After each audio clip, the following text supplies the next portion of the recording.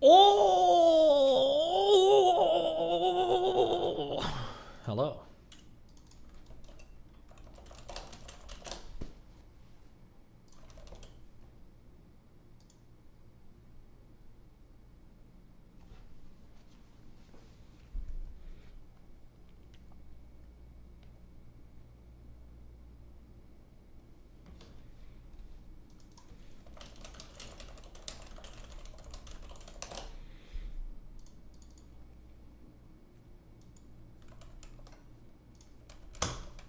Good morning, John. Today, Joe Biden.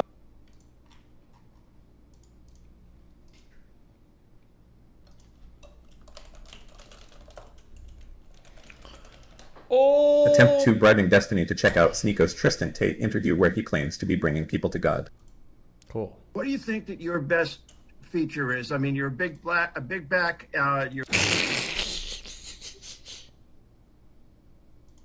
a big back.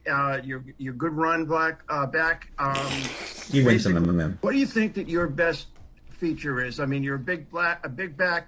You're good run back. Basically, what do you think that your best feature is? Now that, my good friends, is what we call a giga yikes. Strap in for your red-eye flight on Pog. We got a surprise late night stream. Bye. All the racist scientific theories they had about black people. Explain that. Oh, man. See this smile? That smile is a mistake, Steven, and I'll tell you why. All the racist I'll bite. Why?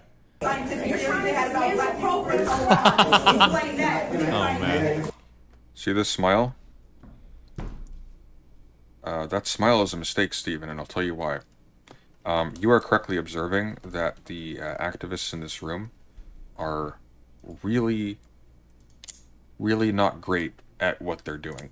They don't really understand how optics works, how this would look to a audience that is unfamiliar with the issue, and they don't understand that fundamentally when you do activism, you are doing so to obtain effects, not merely to express. Because if you're doing so merely to express, then you can shoot yourself in the foot to the advantage of your enemies, Which is not to say that expressions of anguish, rage, etc. can't be a part of it, but they have to be part of a plan and serve a purpose, and most importantly, not run counter to your goals in their effects. However, here's the problem. That doesn't help you. Because at no point did we agree to a debate on whether or not the activities of these protesters was good or justified or reasonable or effective. It's neither here nor there. And you are feeling really confident because of how awful these individuals look on camera here when it bears not a jot on the actual question at hand. Which is, if you'll recall. True. I need a different color scheme for night streams. Hold on. Ooh. Red? Oh, it's all the same. No, what the fuck? Gross. Oh, these are just...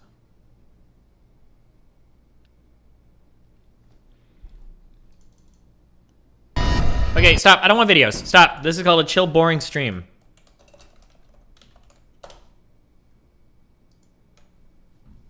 Don't link me 50 trillion fucking videos, okay?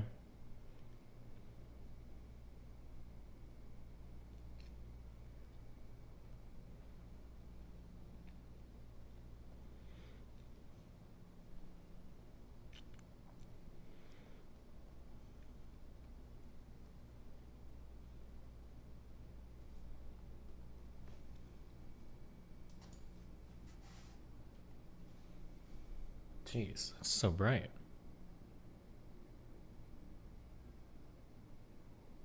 Jesus Christ. 20 tier 1 subs in DGG chat. Thanks, buddy.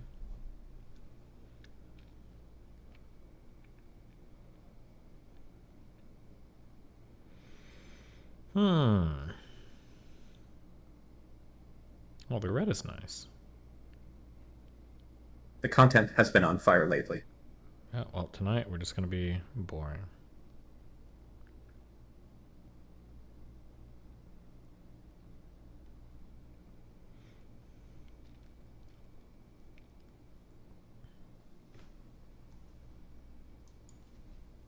Is this changing?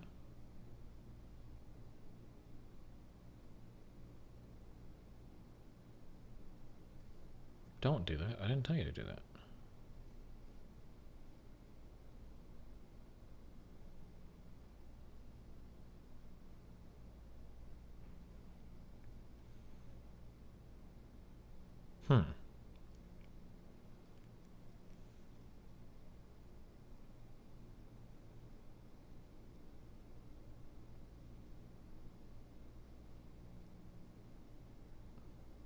Yeah, these do change. Fuck it. I'm okay with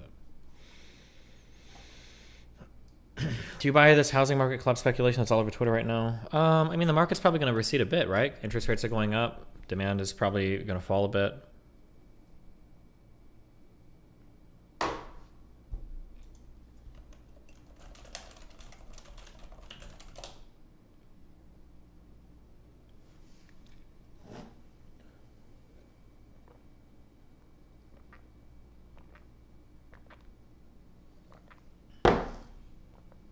What is the BBY drama?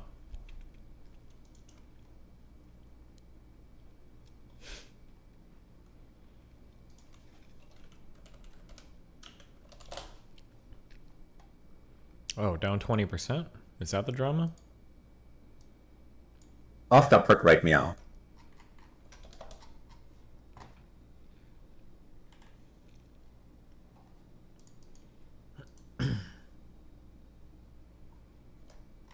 Do you prefer tactical combat D&D sessions or more character-oriented ones like today?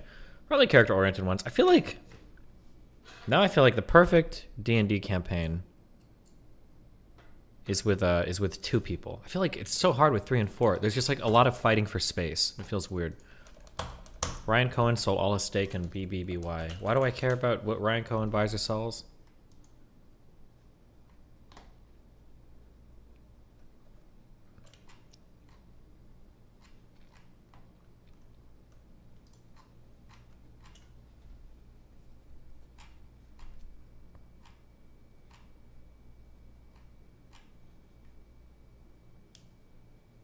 Ryan is yeah, I don't care. Why would I care what the Jimmy CEO buys or sells?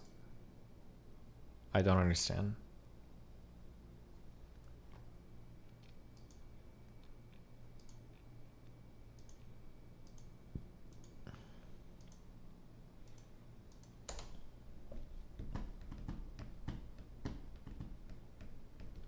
Some 20-year-old kid made 110 million on BBBY last week. Yeah, not impressive considering he started with 25 million. Okay, well that's still impressive, but like they made it sound like he went from 0 to.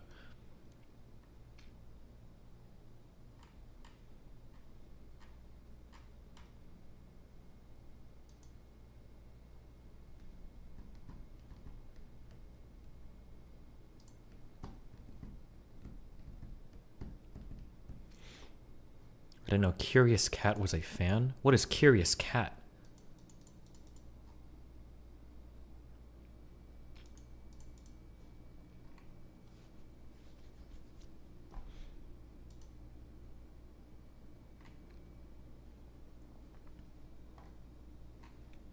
You just retweeted them? You mean Curio Cactus? Love you.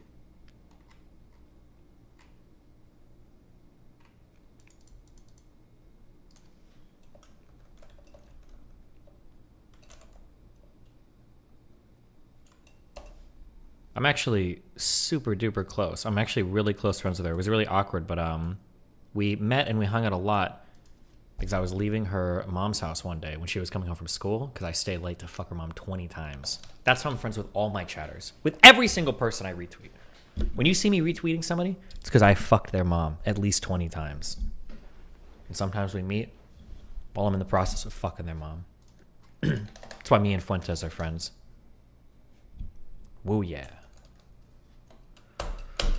Look at the one-day chart for BBBY. I don't care. Why do I care about this? I don't want to look at anything. BBBY stock. 1 day. Yeah, it dropped. After hours is also dropping. Oof. That's half its value. Gone. What are you going to do? My mom's underage. True.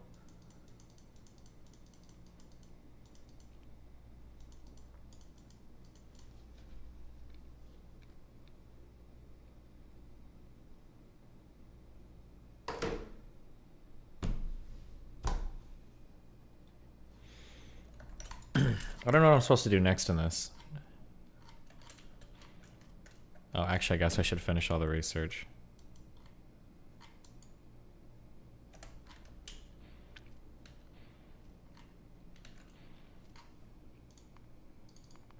Go to space? Yeah, I don't know what I'm... Oh, I should build like a thruster suit and all that shit, huh? How many hours do you have in Factorio? That one dumbass lefty CEO got me too. Yeah, fuck that guy. I'm glad. Fuck him. 1,400 hours. This is the first time I've played this. Can I leech off Sneeko? What is he doing?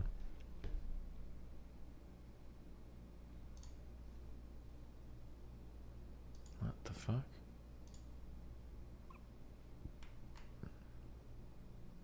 Oh. I just typed everything incorrectly over and over again. Jesus Christ.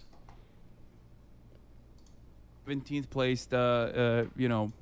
Oh no, is Hassan jumping onto the Sneeko train? Oh, he sees the clout. He's thirsty. Ooh. Swim meet person. Do you think he'll do it? But anyway. Pussy. Regardless. Fresh and Fit said you back down on the debate. I don't know anything about these people. I've never communicated with the Fresh and Fit people. I said I'm down to debate them. But they've kind of fallen off. What? We just had 23,000 lives. We're touching fucking Hasadabi's numbers. What are you talking about? Like, I like how Hassan's honest about it. This shit is lame, bro. This shit is lame, chat, that you could sit in here. No, I don't even know who you are, bro. But they're falling. They're falling off. That's why I'm not going to debate You're them. reacting to my fucking face. Talk to me instead. Yeah. We're both live. I feel like that would really open up his eyes a little bit more. I think he would be like a way...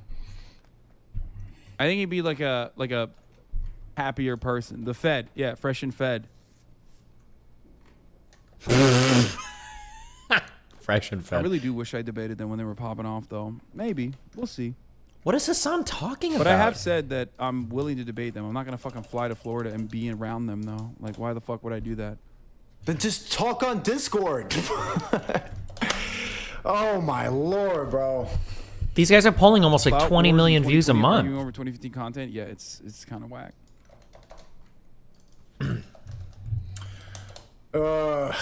This shit is whack, chat. This shit is whack. I wonder what Hassan is doing a month. He's doing about 20 million. Oh, just recently, too.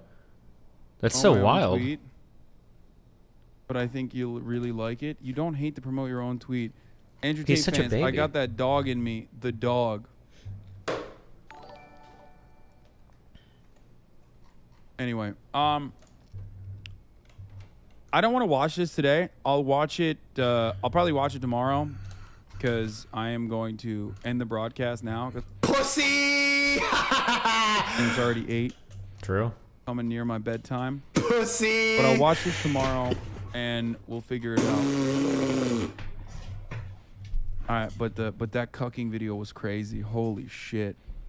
That was definitely wild. No, I'm not going to look at the fucking Dodge Charger. I'm not going to look at the new fucking EV Dodge Charger. Oh, my Lord, He dude. misspoke. Oh, my fucking Lord.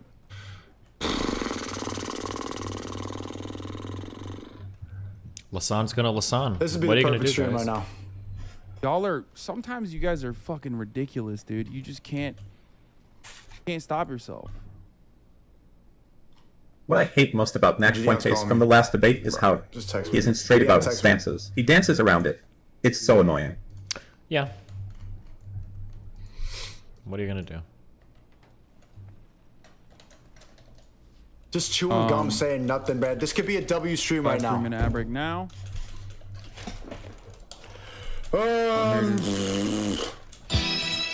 Dude, this song goes so... But if you want to do a character study, if you want to go psychoanalyze me, why don't you just talk? We don't have to debate. I know you're scared of debate. Let's have a conversation. It's incredible. Chat, this is dodging right in front of your face. Tomorrow, I will be live at the regular time after I work out. I got a big fucking day. Over the weekend, I have some fire content lined up with Super Mega. They're going to be coming. He was too scared to even fucking watch the reaction he had loaded up. Not here, or whether Will's here or not. I'm probably going to shoot a podcast with those boys as well. I'm going to be on their podcast as well. Shut up. Maybe. Let me call you down real quick.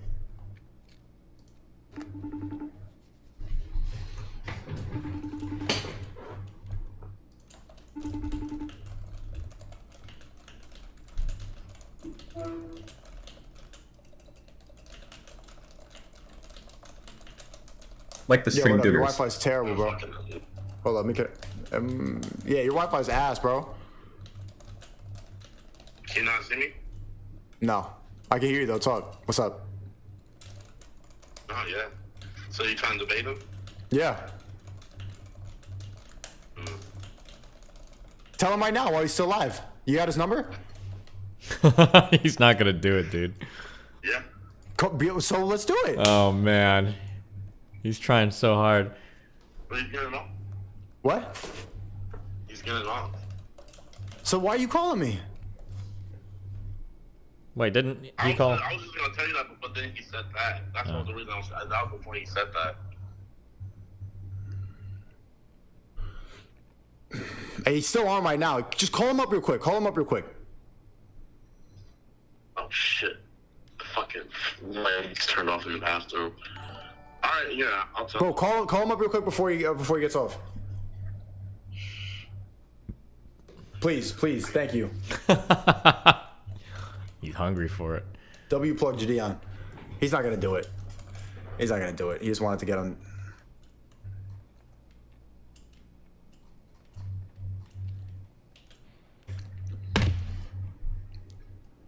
That dude was taking a shit FaceTiming me. Hey, you wanna talk? You wanna talk? Yeah, obviously. Why you need a FaceTime? Yeah, obviously. Obviously. Welcome to Tier 1. Yo, chat, what did you think of Adam? Yo, that Bill Clinton shit surprised me so much, man.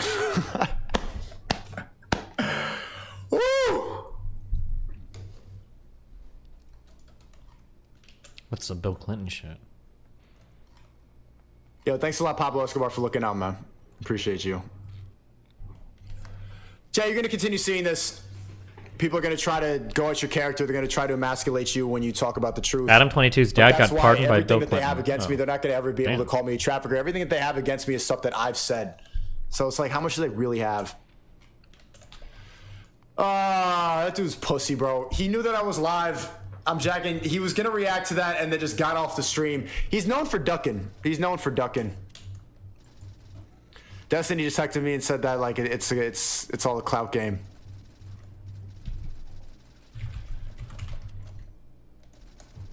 Bro, Gideon's not gonna get nothing. Gideon's not gonna get nothing. Dude was just taking a shit.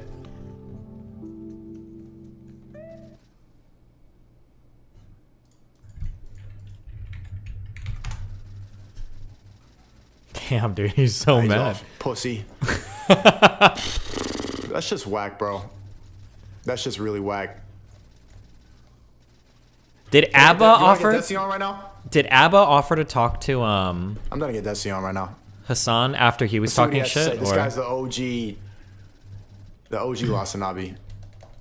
that's okay. That's kind of an insult. The one thing that we have common ground on.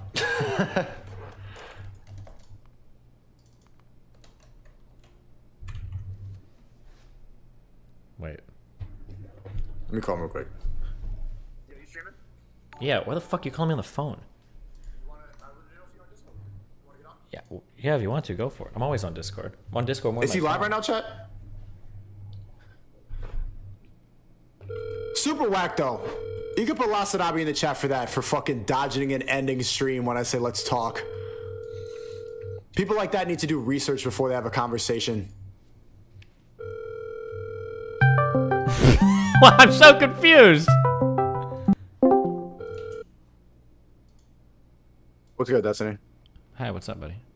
What's up? How was the Dungeons and Dragons? It was great. We were slaying dragons, leveling up, getting experience, role playing. That's very. I love that. All the best thing in the world. I was straight until I started playing D&D, and you know that's what changed me. I started masking up, and you know all sorts of shit. Just fucked with my mind. So what were you saying? He's not gonna get him. Did he know that I was live streaming? That's why he decided to just end the stream just now. He definitely knew you were streaming. I don't know. That's why he ended the stream. It might have been his normal stream time. But he's like, he loaded up that other video and then turned it off. There's gonna be like mods and shit that are telling him like what's going on and stuff. Like that's always gonna be happening. But the way that he kind of orients is that like if he doesn't have like some huge like clout thing to gain, he's never gonna ever fuck with you.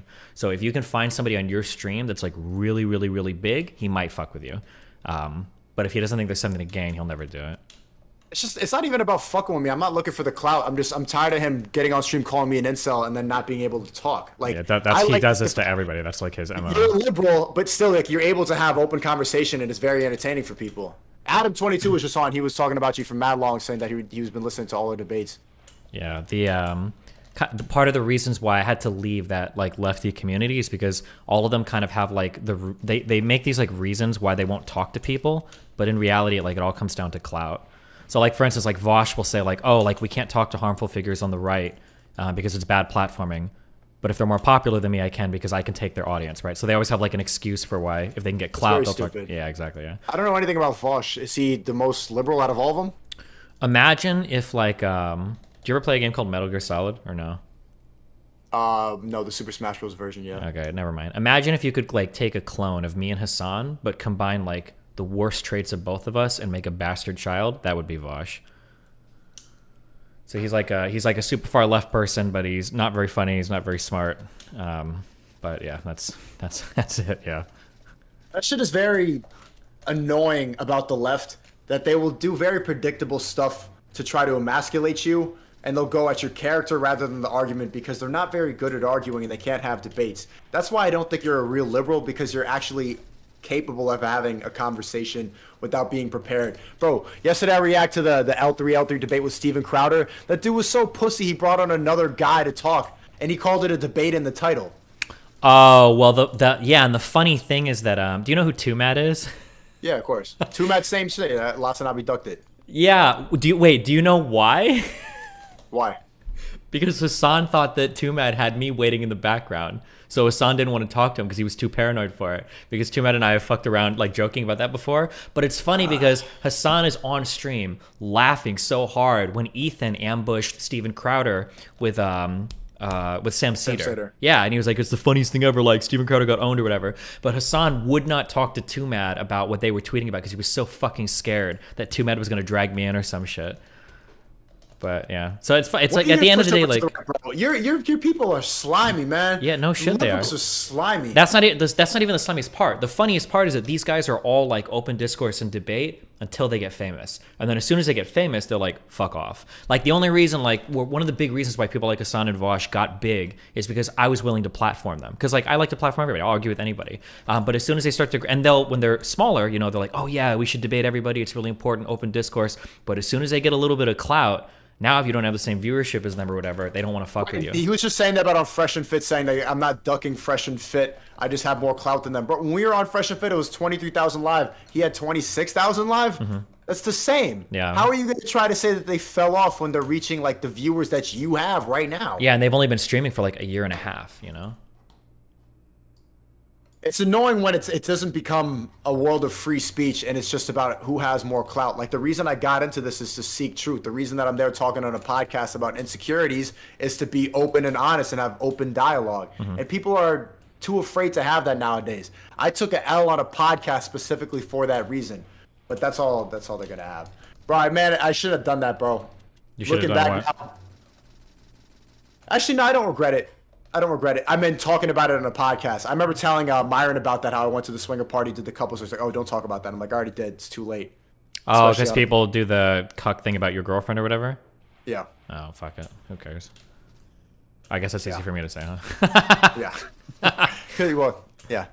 How do you get over that? Because that shit, like low-key right now, I'm trying to act like I don't care at all, but I'm irritated. I'm irritated that I'm gonna get so many tweets right now. That's gonna be in every comment section. I'm gonna see it on Reddit. I'm gonna see it everywhere. How do you get past that? I think there's two things to keep in mind. I think the first thing is that, first of all, it's normal to judge yourself based on what people around you say, right? That's probably, you need that for like a healthy society. People should be worried about what each other thinks, because otherwise you just get a bunch of people running off into the forest doing nothing, and you know, society falls apart. So the first thing is to accept that, like, yeah, when people think shitty things about me, it kind of bothers me. The second thing is a lot harder, but if you spend, and this is kind of, not to get into like all the red pill shit, but it's one of the reasons why I'm critical of a lot of those thoughts. When you're constantly looking outside of yourself for validation, you don't develop a lot of internal validation. And when you don't have that internal validation, other people's negative thoughts of you will tear you down really hard. So like, I can joke about like my relationships or being a cock or Melina or whatever, because when I think about how I feel about my relationship, the only person's opinion that matters is mine and Melina's. Those are the only two people I'm worried about. As long as I'm happy in my relationship and she's happy, then I'm chill. People on the outside will project. What? Yeah. Go at ahead. the time when I was in that relationship, it was completely that relationship ended a long time ago. I'm not with. It's been and I felt comfortable enough to talk about it because it didn't threaten my relationship. What were you saying? Some other friend. Well, I was gonna. No, you're good. I mean, like, but like, just thinking about it like that, instead of trying to be okay with everything, you're trying to make it so other people shouldn't care about it, right? But the reality is that you're the one that has to not care about it, because the more you try to like push people away, well, it was a long time ago. It's like, well, once a cook, always a cook. You know, like people always say shit like that. But at the end of the day, like, it takes you, they're gonna latch onto it more. So you just have to not care about the insults that people have. Yeah, which is really hard to do. That's like an inhuman thing to do. Like a normal human being isn't built for the level of direct negative engagement you get from online shit. That's just, yeah. But any online content creator will tell you that. It's insane. Why do you think that people come at my character a lot for that, but someone like Patrice O'Neal, who's done the same thing and talked about it very publicly and in detail and was like my inspiration for going to a swinger party, why does his character not get defamed for that? I don't know enough about him to know like that situation or why he does or doesn't. I'd have to know more about him. I can't say. Why did he take his girl to a swinger party or some shit? Yeah, he took his girl to a swinger party because he wanted to have an open relationship and he wanted to be fair on both sides. Same reason. I wanted to fuck other bitches, so I went to a swinger party. It's like, okay, let's do a couple swap. Because if I could do this thing and go step out of the crib and do my own thing, then I should be able to supervise it. And I don't want you to go out and do it off on your own. I want to see it if it's going to happen. Saw it and I hated it. And now I hear this other red pill stuff. It's like, oh, okay, an open relationship should not even be possible for a girl. I should be able to do what I want, and the girl should not be able to do it at all. But I thought that I was strengthening my jealousy and ego by witnessing it, but it didn't. It fucking, I was like, oh, huh. Sure. Patrice didn't care at all. Patrice just said like, it's just sex. Yeah, I mean, some people do, some people don't. Like the most common stories you hear this for are threesomes. It'll be a guy and a girl, and they're like, we want to bring a third person in and have sex, and it'll be fun. Usually it's female, female, male. But oftentimes you'll hear them, they'll talk about it beforehand. They're both cool. They're both excited. They're fantasizing about it. And then as soon as it starts happening, somebody sees it, and their mind gets fucked. Because it's hard to tell but before you're actually in a situation, like how you're going to emotionally respond to it, you know? But I mean, like, some things you just have to experience. A male, female is a train. That's not a threesome. You can call it what you want, but I'm saying, like, from the woman's side or the man's side, like, you don't often know how you're going to respond to a situation until you're in it. That's just like part of life, right? Like, it just happens. Like, you can think you're ready for something, and then as soon as you're in it, you know, your mind can get fucked for whatever reason. Has that happened to you? No, but I think I'm probably a little colder than most, so it's a little different on my end. But I think it has happened with most people. Or you can read a lot of stories. Like I said, the threesome thing is the most common, where people go to try something, and then once they're in it, they're like, holy shit, like, this is like mind fucking me really hard. What have you noticed about like your experience on the internet? Do you think that people appreciate honesty, or do they use information against you? I think this is always what you have to consider when you're doing online stuff. I'm going to be a little gay for a second, okay? When you are being really honest, okay, what you're really doing is you're being more vulnerable. Because honesty means you're showing people more of yourself, essentially, right? You're not playing a character. You're really showing people what's inside of you. When you do that, two things happen. One, the people that like you have more to respect and more to like because they're getting to know you more. But the people that hate you have more to hate and more to attack you with because they're getting to get more access to stuff they can hate you with, right? So every time you open up more or you're more honest, you're inviting people to like you and hate you more. That's just, yeah, that's just part of what it is, you know? Have you always been really cold, or has it developed from streaming for so many years? I always have been, but it's like a thing since childhood or whatever. Like that's just it. Just but I'm not like the norm for anything. That's why like even though I live the lifestyle I do and I say the things I say, like I always tell people like I don't recommend any part of my lifestyle for anybody because I'm way off the norm for a lot of the kind of like emotional processing on stuff. Someone donut said Destiny doesn't care what other people, even his wife, thinks. So this is very different from him. For him. But I do think you care. You always talk about chemistry and the emotional connection. Yeah, I care. Absolutely, I care about what my wife thinks, right? But like when I say that like I don't care about what other people think, to some extent that's not true. If I didn't care, why would I say anything online ever? When I say I don't care about what other people think, what I mean is that I have a core idea of who I am and how I view myself, and other people's negative criticisms of me don't change that understanding of myself. Yeah. But like if a bunch of people see me and they're like, oh, you're really mean to this person, then I might be like, okay, maybe I should be less mean to this person. But a bunch of people see me and they're like, oh, you're a dumb fuck. I know I'm not a dumb fuck. Like that's not going to bother me. It's not going to change that like core vision I have of myself, right? Someone said Vosh is live right now. He wants to talk to you. Anytime people say that, always get a clip because they're usually donating and faking. Yeah. Sometimes people do. Yeah. Yeah, sure. So here's something I'm curious actually because you've been streaming for a long time. No, I haven't. Or hold on, I'm sorry. You've been doing online content for a long time, right? Yeah. What is it like for you to grow and change as a person when at 14 you're already getting so much feedback online telling you that like you're doing a good job, you've got a good mind, you're doing cool stuff? Like are you ever worried that you'll fall into the trap? And I'm not talking about Red Pill shit. I'm just saying in general that like when you're 14, 15, 16, 17, you're going to get stuck thinking something forever just because people are like reinforcing it at like an early age.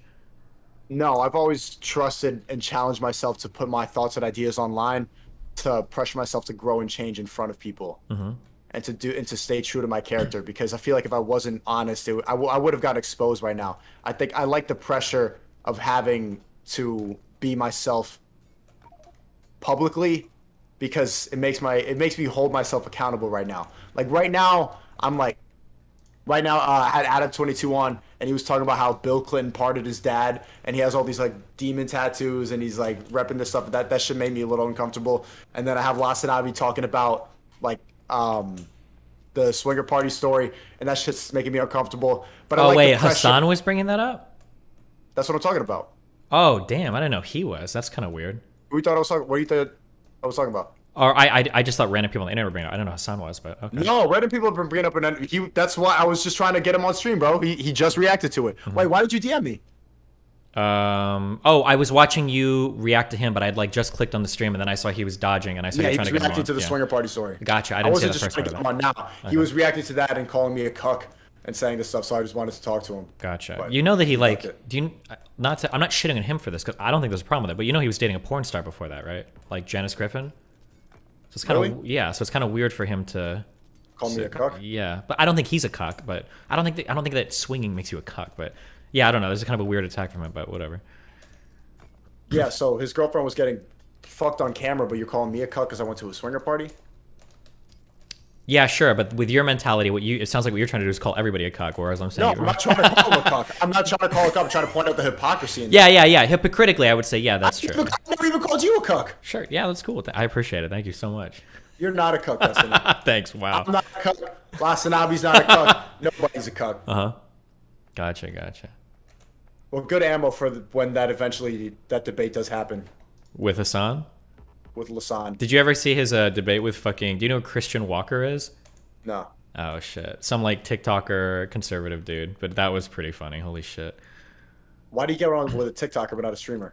Because Christian Walker was, I think, he was, like, pretty popular. I think he was, like, blowing up. So it's all about clout. Yes, 100%. For Hassan, he could, like, 2 twin girls or women could go up to him, like, 22 years old, tens, hottest fucking women in the world, and offer to give him a fucking double blowjob, no strings attached. And his first question would be like, how many followers do you have on Instagram? And he would walk away if they weren't fucking like famous. That's how like clout wired that dude's brain is. He's on another... I'm almost impressed by like the level of clout seeking that guy's head is on. Is it the nepotism? How do you think he got to that point?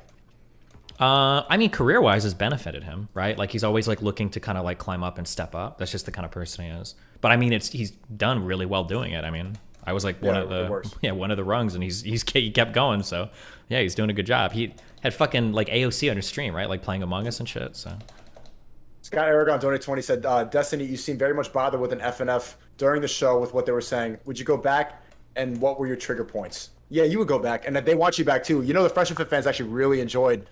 They really like you. Yeah, I mean, I wasn't bothered at all. I mean, the chat was pretty insane. You saw it on the screen. Yeah, I think the super chats get a little bit too disrespectful. But I was reading the subreddit, and they really fucked with you. They like the the subreddit, the YouTube comments. You get an echo chamber because I agree with Myron on pretty much everything. So a lot of time I'm just there talking like, yeah. I'm kind of like the MC or a hype man. I could see how that can get boring, but having you back and forth on it makes for a really good stream. Especially I noticed with Nick Fuentes yesterday, like when you guys are going back and forth and you're talking really autistic and fast, it's like, whoa, these like high IQ. I'm like, whoa, bro, I gotta read more. Holy shit, this is some high IQ shit. And then your low IQ statement. I'm like, damn, fuck, I need to be more autistic. I mean, it's like different. It's just different life skills, right? Also, keep in mind that like I've been doing this for like fucking 7 years or some shit now, right? But you didn't answer the question though. What triggered you on FNF, and would you go back? I don't think anything triggered me. If I was gonna get triggered by like chat or donors or something, I would be already like fucked as a streamer. So yeah, I don't think you were triggered. Yeah, no. If anything triggered me, it was the fucking girls. But damn. What? The girls triggered you, but not all the red pill statements? That kind of goes against. I'm just saying that just all the those Zans 1 and Zans 2 next to you were. It was a lot, but.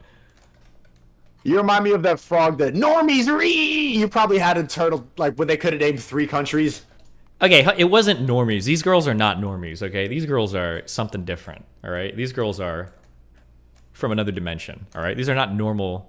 Not to shit on them. Now I feel mean like I'm shitting on them, but. Aw, you should just call them Zam 1 and Zam 2. Well, you called them that. I was just so you knew who I was referring to. Okay. But you go back on? Yeah, of course.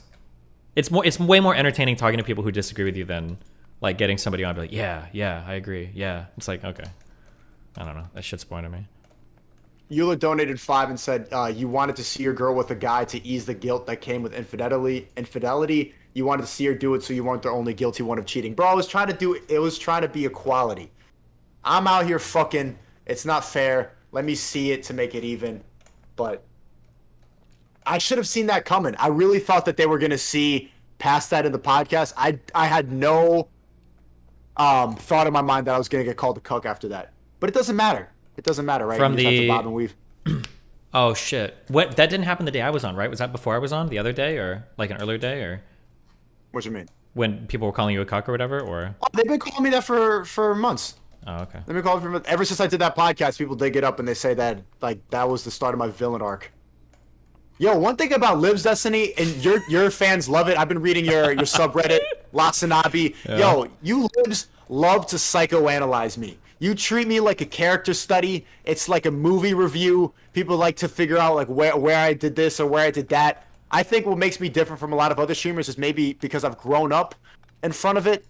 But yo, you Libs really love to psychoanalyze me. Your subreddit, my subreddit hates me. My subreddit likes you more than they like me. Yeah. They don't really care to you. They know where you stand and they kind of just follow what you say and what you don't say. Well, I mean, I think the challenging thing is that like you're making a big ask of your audience, right? And I do something similar, so I know the growing pains because I've had to chop off tons of my fan base in the past. Like I'm still actively doing it. You're making an impossible ask. We are saying you're gonna grow from point A to B to C to D, and you're gonna change over a long period of time. Most people don't do that. When they start watching online content, they just want to see like this is the thing I like, and I want it to stay the same. But when you start at a certain point and then you start to grow over time, your beliefs, the way you present yourself, like everything about your ideology, it's all going to change. And the people that liked what you were before aren't going to like that growth. It's kind of like how it used to be. Keep fucking watching. Well, I mean, to some extent, they like who you used to be. Some might really like you as a person. And those people, the few that like you, like just for who you are and your thought process, they'll probably follow you through your journey or whatever. But there's going to be a lot of friction there. It's kind of like whenever like a band, you know how like every band, they make like 2 albums and it's like the first one is pretty good. Then the second one is really good. And then on the third one, they're like, we're going to try some new shit. And like half the fan base is like, oh, cool, you're branching out. The other half is like, this is lame. Like, why didn't you just make, you know, Meteora #2 or Hybrid Theory 2 or whatever? Like, that's just like that's something unique that you're doing because you're changing so much on the internet, right? Like if I were to go look up videos of Hassan, he's saying the exact same shit now that he was saying as soon as he started streaming. He hasn't changed at all. Same thing with Vosh. Yeah, it's But the that's how same. you build a core strong people who will always ride you forever. Yeah, because they know what they're getting when they show up. They enter the place, they get exactly what they want, and that's safe, and it doesn't change, and it reinforces their beliefs. And then you kind of have like all of your friends together in an area where you're all kind of cool and you vibe with each other, and it's all good. And you don't have to worry about like anything making you uncomfortable or challenging you or anything. You don't think you have that a little bit? No, my stuff has changed a lot over time. That's we go through a lot of purges in my community. Then why don't I see anybody say I miss the old Destiny? Well, because it depends on who you were. If you were, so like if you were a communist or a socialist, like you're not saying anything now because you've left my community. You're a part of Vosh's or Hassan's community now. If you're somebody that likes, a lot of people joke that they miss like Nebraska Steve because I used to be way more brutal when I argue with people.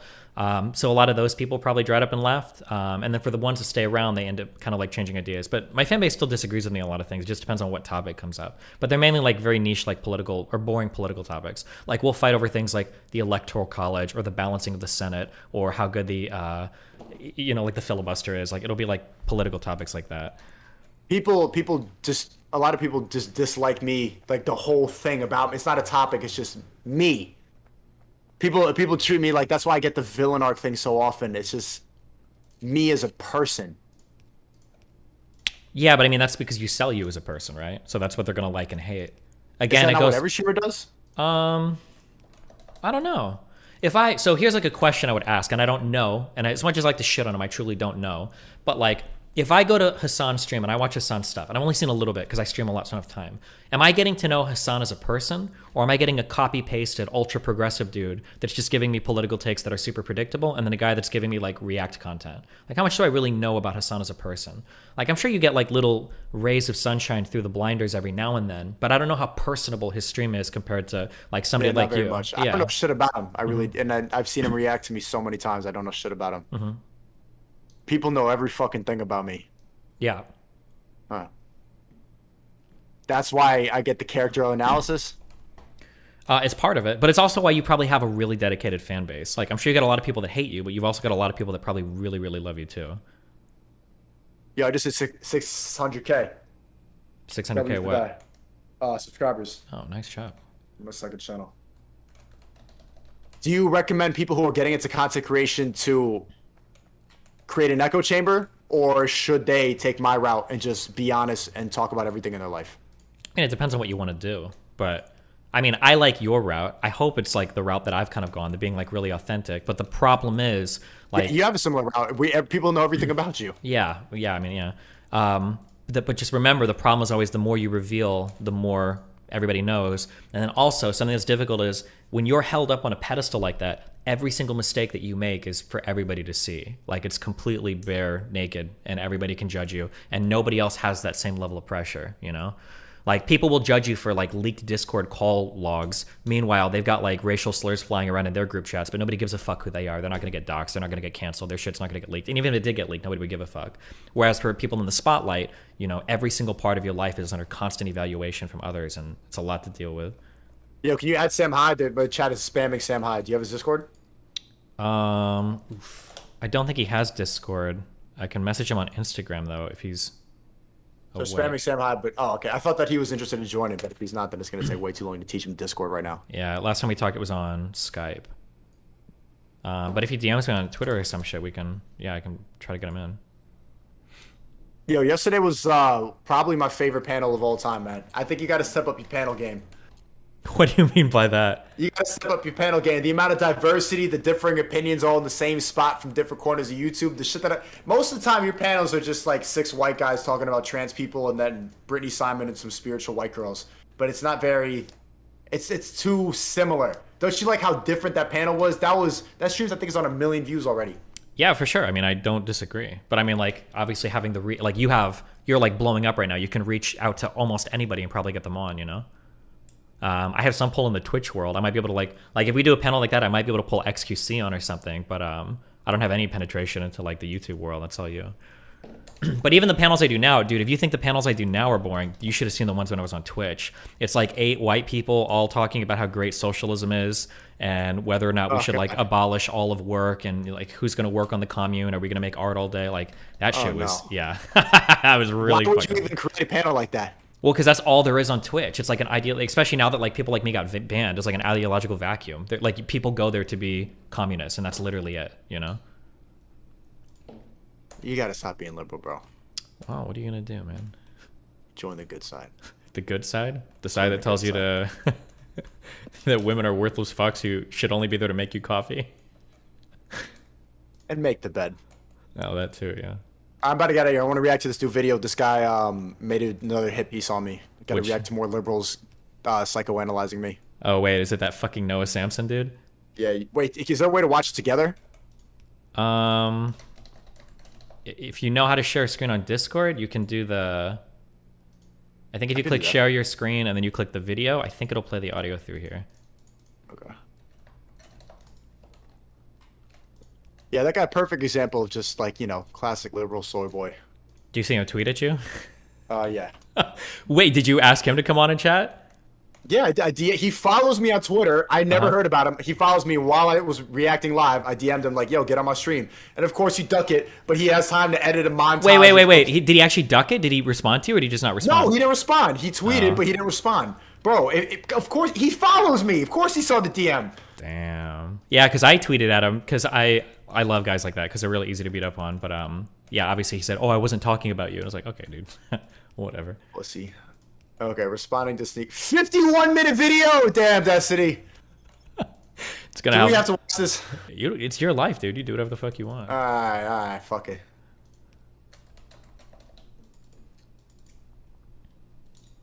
Fuck it. How do I do this? Screen share. Oh, cool. You can hear the audio too? You can play it for a second. I'll tell you if I can hear it or not. Back to this place. Yeah, I can hear it. You hear it? Yeah. Alright, well, let me resize this shit. I might end up agreeing with Noah more. Be careful. Nah, bro, come on. You said it was very easy to beat up him already. We already know what you're gonna think. When was this video released? Was this a recent video? 3 hours ago. Okay, cool. All right, yeah, go for it. Back to this place, aka my channel, aka the Noah Samson channel. So recently I made a video on a street interview channel that I thought was a bit odd. The video was called Incel Street Interviews, and in it I talked about how a lot of the questions they asked in these— First off, Destiny, how can questions be incel? Well, I mean, it depends on what you... I mean, come on. Let's be real, right? Like, if I were to walk up to a black guy and I were to be like, how do you feel about the fact that black people are criminals in every country in the world? Like, if I ask a question like that, I'm not just asking questions, right? Well, you start an open dialogue, starting a discussion. It's better than just saying the N-word. Yeah, it is better than saying the N-word, true. But you can like just ask questions, but it can still be like pretty insidious, right? Like where you're obviously trying to get at something without getting at something. Sometimes just asking questions can be worse, right? Not saying it's always loaded, narrative-based, and how the community that these videos have fostered is not exactly a great place to be if you're a Bro, let's get him on the fucking stream. I don't want to hear his fucking whiny Wii Sports music thing. Can I DM him real quick? This is Why are you asking me? Do it. Yeah, tweet at him. Such fucking pussies. Can we just talk instead? I hate doing this reacting back and forth. You're the only good liberal, Destiny. You're the only good one. Yeah. Well, yeah, I mean, like, all of these guys are going to duck you. That's what they do. You can try it, though. He's watching it right now. Noah Samson, stop being a fucking pussy. Just talk on Discord. Oh, my God. Ugh, I gotta hear. Da-na-na. This is a safe space for me. When did he last tweet? 2 hours ago. He's 100% watching this right now. Yeah, you think so? Yes. And Sam, he follows me. Tweet wasn't about you, man. It's funny because he said he was going to make a video about me, a dedicated video a while ago, but he never did, so how disappointing. Rate his mustache real quick. I mean, it's a decent mustache. If you like mustaches, right? Yeah, they shouldn't be solo, though. You need a beard. Yeah. All right, look at me talking, though. Lady, or if you're a man for that matter, or anyone, because of the way that it fosters misogynistic rhetoric. In my video, I played some clips of a YouTuber called Sneeko reacting to this interview channel when I was introducing the general response to this content from the manosphere. And this very same Sneeko ended up stumbling upon my video while he was live streaming, and he reacted to it. For those who don't know, Sneeko is a YouTuber who, until recently, was most known for his street interview style content. These videos are from his main channel with 1.2 million subscribers, and he's been uploading on there for almost almost 10 years. But recently, he started a second channel called Sneeko, where he does more live stream react style content. This channel has gained 400. Get to the fucking point, bro. I think this is partly due to his presence on TikTok, where his clips go viral fairly often. But more consequentially, this rise is correlated with Sneeko's seeming adherence to manosphere rhetoric, with much of the content Manosphere rhetoric. Destiny, do you hear how you liberals sound? You Don't guys group are me in with these guys, okay? Jeez. Did change your app from omni-liberal to omni-center or whatever the fuck what's the word? Independent? having red pill, conservative, or anti-feminist themes. It was on the second channel that Sneeko reacted to my video while streaming and uploaded a cut-down version of this stream to the channel yesterday as a standalone video titled Sneeko Haters Are Wait, we understand everyone knows what Creepy White Knights. This is actually a very good point. I am Sneeko's #1 creepiest hater. But Sneeko's response to my video, you're a creepy hater, and the dude follows me on Twitter, and I've never heard about him. I hate liberals, so Destiny, you're so annoying. Was interesting. It was fun, okay? So I thought I'd take the opportunity to go through it and answer some of his questions and respond to some of the things that he says and see if we can all take something of value away from this. I'm going to be responding to most of his video, minus the parts where he repeats himself. So this video might end up being a bit long, but... Oh my god, see what I'm saying? It's a 51-minute video. They can't make it 2 minutes in. You guys don't know how to make points. That's why you need to make reaction videos and you can't get in a fucking call. It's not you, Destiny. I know you're one of the special ones, but liberals fucking suck. You get too triggered to have a conversation. L3, Lasanabi, all these fucking LA soy boys who sound exactly the same. I God think it could be damn worth it. it. Yeah, I mean, I don't disagree with you, sticking dude. around This is like, this is my problem. Like, I'll have some dude who'll make like a 4.5 hour like video responding to some shit, and he'll be tweeting all day, and I'll be like, bro, do you want to hop on a chat? I'll be like, I'm busy. It's like, you're a YouTuber. What the fuck do you mean you're busy? Like, you're gonna be on Twitter for the next 12 hours crying about my fans harassing you. Like, why can't you just chat? Yeah, but I mean, it is what it is, man. 52 minutes, like, the chat's saying L attention span. Get off my fucking dick. 2 minutes, he said nothing. Preamble. And he made a video responding. And he's been on TikTok. That is totally fine. Leave a like on the way out as a treat if you feel like doing that. Okay, without further ado, let's watch. I'm bored already. This guy sucks. But there's another one of these. And he went on my boy, this fucking soy boy, Noah Sampson. Went on my boy, it's complicated, calling it incel street interviews. Whenever a man calls another man an incel, red flag. So Sneeko here says that it's a red flag when men call up. Sneeko here, and I have a soft voice. Wait, oh my god, hold on. My brain is getting fucked. Was that you just talking, or was that you in the video just talking? That was me, and that was the video. That was the real video. Holy shit. Okay, gotcha. Okay. You thought that was me now? Yeah, okay, I just got mind fucked really hard. Okay. You should change my mic settings or some shit, my fault. You're good. Other men incels. But that raises the Okay, I'm gonna speed it up. Is that cool? Yeah, knock yourself out, dude. This guy talks slow as fuck. This is a ×2 YouTuber. I'll do 1.5. Okay, thanks. Question, what if they're being incels or doing incel shit? We just aren't supposed to say anything because we're men? That doesn't sound like a great plan, because if the onus is on women to call out this kind of behavior, why would men that actively avoid talking about it amongst themselves ever choose to believe them? Also, he does some name calling. He calls me a name here. He calls me a soy boy. For the uninitiated, soy boy is a sort of derogatory term. You name called me first, you called me an incel! You see how dumb that is? I'm offended. Destiny, defend your liberals right now. Say something.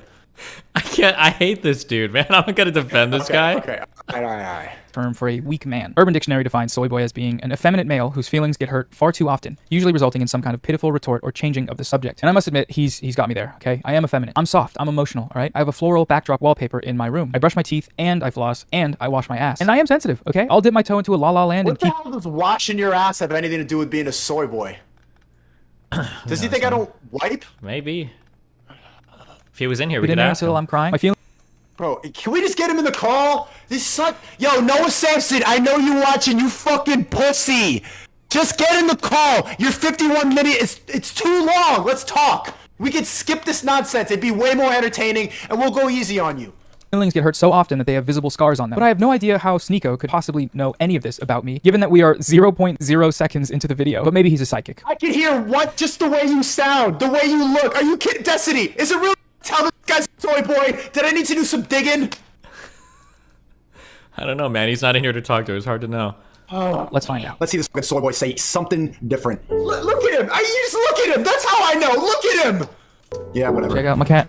Check out my cat. That's it. That's all the information I needed. Check out my cat. I'm a grown man with a mustache. How old are you, bro? I'm 24. Throughout this response, he suggests that I'm 30, 34, and other different ages that I'm not, but I'm 24, which is actually right around his age, I believe. Sneeko is 23, almost 24, according to Google.com's website, Google. But also here, he says that I'm a grown man with a mustache as like an insult. Like grown men aren't supposed to have mustaches or something, as opposed to children.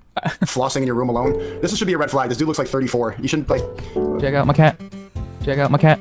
Oh, he's nice and safe. I feel comfortable with him. This soy boy's a safe space. Me too, dude. Glad to hear that, Sneeko. I do like to keep things... You feel comfortable? I feel comfortable right now. Yeah, I'm at ease right now. That's comfortable for everybody, so that's good. On the Noah Samson channel... Isn't it funny how he sounds like he's speaking at normal speed now? And we pride ourselves on having the softest, cushiest... Slow him down to ×1 wettest. again. Let's see how slow this is. Low energy liberals.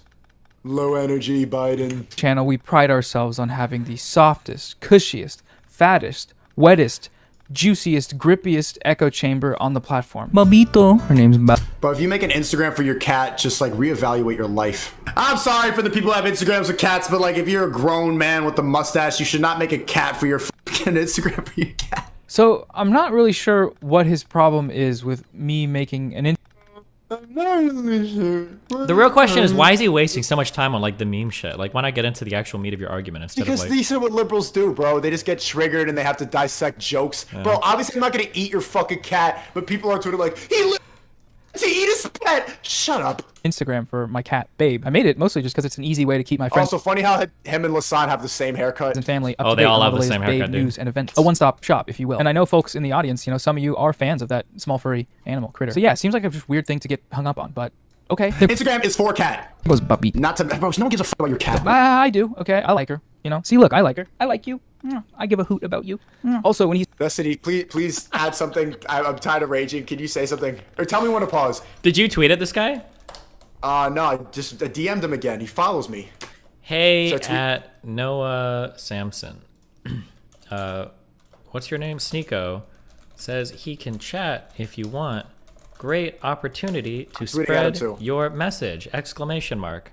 Yeah, encourage him. Make it feel safe and comfortable. Got it, dude. All right, fans. He says that Instagram is for... Retweet that shit. Or just, oh man, now we're gonna give him, whatever, bro. For cat, not for cats. By this, he means that Instagram is for ladies, not meow-style cats like this one. And to this, I would like to ask humbly and with respect, why not both? Okay, so this next part gets really, really weird. He starts telling me that he wants to eat my cat. Like, eat Babe. That is... No homo. Pause on that. I didn't mean like eat his. I meant like eat his cat sounds weird now, but you get what I'm saying. Cat. Trigger warning. Cat eating rhetoric. I want to eat your cat, bro. I want some Asian shit. Hey everyone. Today we're gonna be looking at. Let me eat your cat. See, that's, at least you have a sense of humor, Destiny. Liberals don't even get humor anymore. He's suggesting he wants to eat my cat. Fuck off. YouTube channel called like your cat. Now you're ayo. He goes on to clarify that when he talked about wanting to eat my cat, he was not, in fact, talking about cunnilingus with me. And I'm pretty sure he's doing this because he doesn't want to seem like gay to his audience or something. Huge fan. I didn't mean I was gonna eat his cat. I meant I want to like literally cook his cat and eat it. Like the cat, right? The one with the Instagram. What are you laughing at? The fact that he's dissecting every single thing? I don't even know what I'm laughing at right now. I'm laughing at you walking back to eating his cat thing, and I'm laughing at him making a huge deal at it. Both of these are very funny. I want to use it for calories. I should have said that. God damn it. Okay, well, thank you for clarifying that. Babe, you hear that? He wants to eat you for calories. Oh no. Looks like she's about to eat herself for calories. His jokes suck.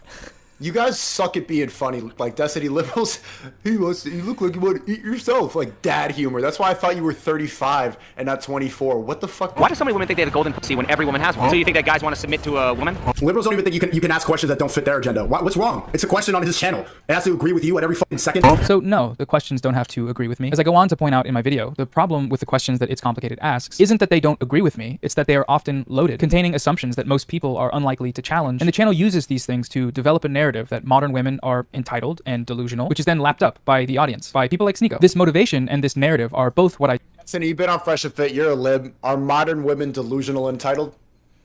The one that go on Fresh and Fit are, yeah. Do you think that more women are delusional and entitled than they have been in previous generations? I mean, it depends on what you mean by delusional and entitled, really. Astrology, right? Kim Kardashian, I'm a 10. Bro, we used to literally burn witches at the stake, okay? That's true.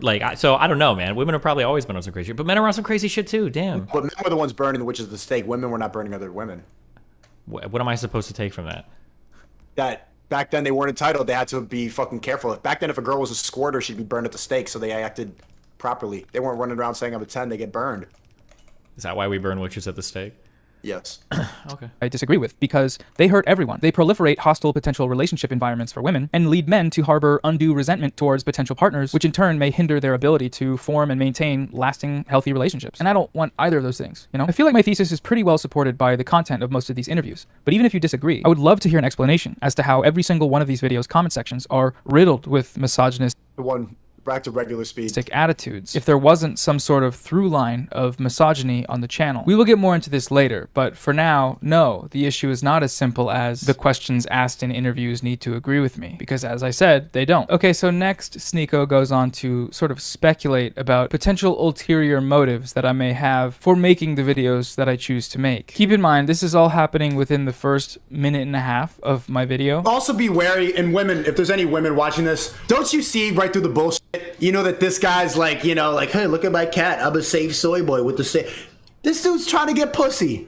But like, yeah, I'm not like those other alpha male triggering guys. Oh my God, those guys are so unsafe. Come here and let's go on a picnic with my cat. In Sneeko's mind, it seems like the only reason he could see as to why a straight man, like myself, might want to call out other straight men in a way that I often do on my channel is because I, quote, want to get some pussy. And yes, once again, he has exposed the truth, okay? As you all know, at the end of all my videos, I do display my full real phone number in these bright, big letters with a big red arrow and text that says, "Cute girls, please text me. I am lonely and full of soy." Okay, but jokes aside. That's what he takes?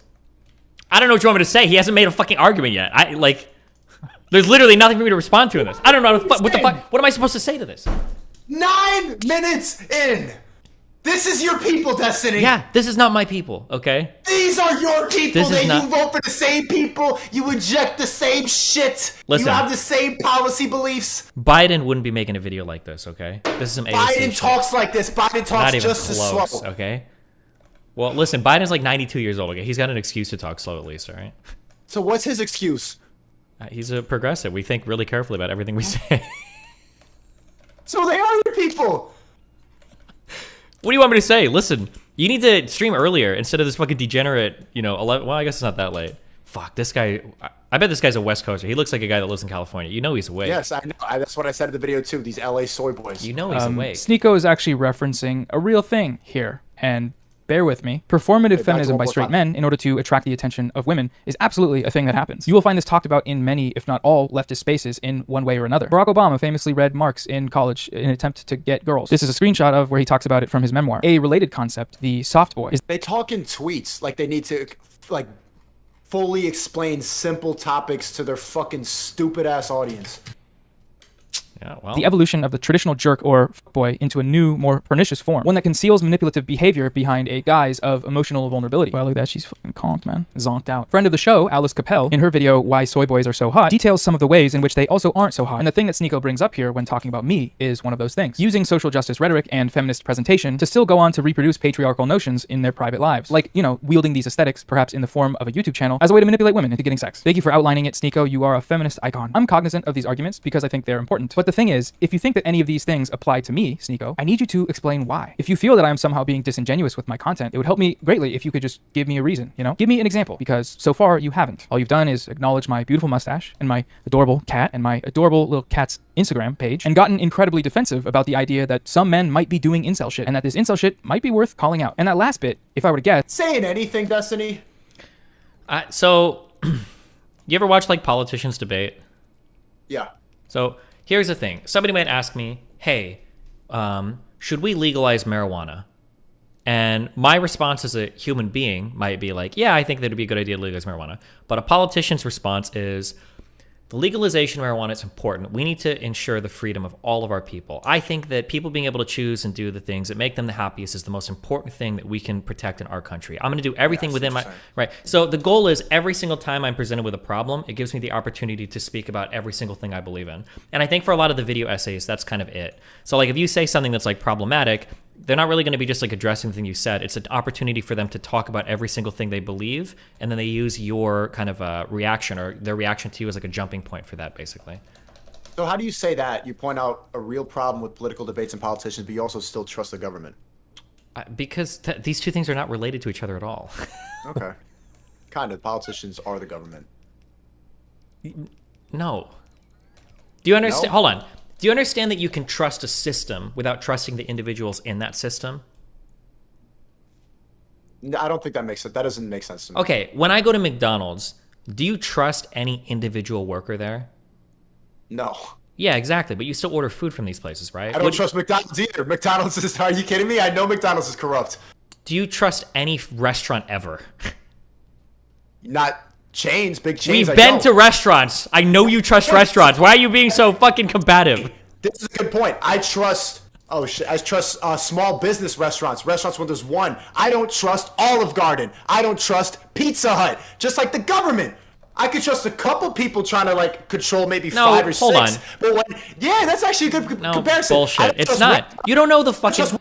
I trust the guy at the deli. No, you don't know who's making your food at any of these places, right? You don't trust, but you don't trust the individuals. You trust the system. I trust them more than I trust McDonald's. No. But the thing is, at the end of the day, what you're putting your faith in is a system that, like, people aren't going to be fucking with your food or whatever because So you put faith into McDonald's? I put faith into the corporation of McDonald's, not an individual McDonald's cook. Your faith? Okay, fine. I'm gonna leave But it you at do that. the same shit. You put your faith in restaurants when you go out to eat.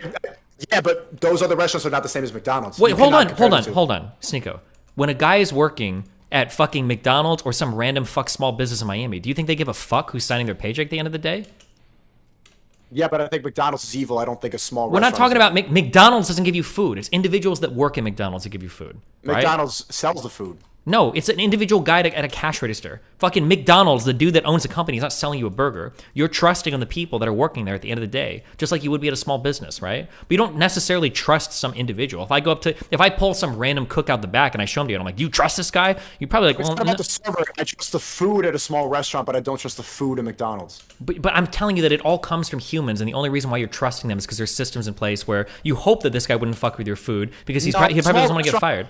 A small restaurant, there's less people involved in the making of the food. McDonald's is made in a factory. It's microwaved 30 times. It's reheated. First of all, it's not microwaved. It's not microwaved 30 times. But I'm saying, hold on. When I say trust, I just mean like trust somebody not to fuck with your food, like spit in your food or something. That's what I'm talking about. Not like trust that the cows aren't from Mars or some shit. There's no reason why. There's no reason why I cook. Yeah. If you could trust McDonald's as much as a small restaurant, then we disagree.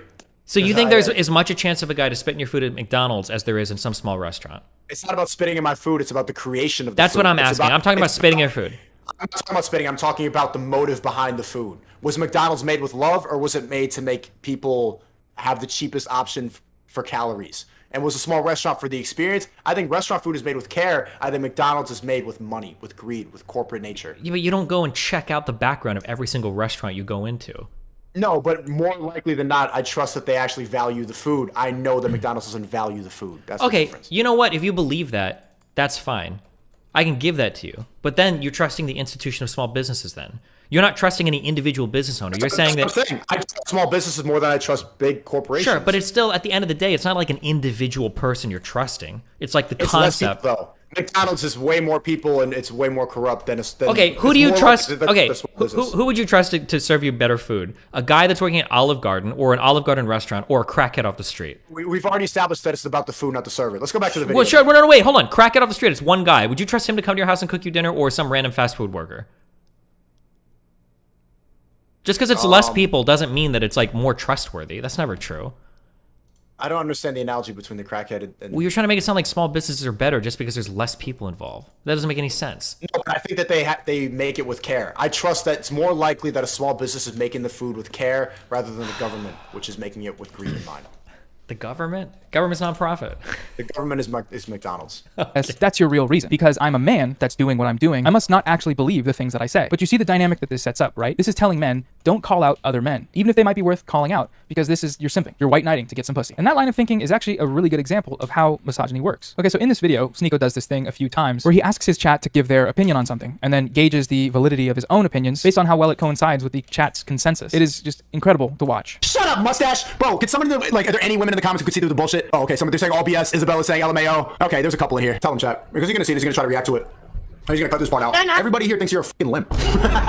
6,000 people. So people say punchable face, pussy, NPC activity, whale. There's no way this guy gets any women. He's boring. You're saying predictable stuff. They're all calling you a fucking limp. What do you think about that? There's 6,000 guys watching this right now, but I'm the incel, right? We sat down with the Noah Samson is Bad Club and asked them their opinion on Noah Samson. The result No, it's not the Noah Sampson's Bad Club. Nobody gives a fuck about you. It's just another soy boy reacting to me like the fucking 5,000th one, giving me free content and reacting to your fucking predictable bot ass. Will shock you. No one gives a fuck about you, Noah Sampson. You sound like the rest of them. You look like the rest of them. We know exactly what you think. This is just really silly. Okay, wait. So here's a question. I'm curious. Do you ever think about, you know, that at this point you're gonna have haters that are like trying to build careers off of you. Do you ever think about like responding to certain videos or talking to certain people, and that people might try to like just bait reactions out of you for popularity?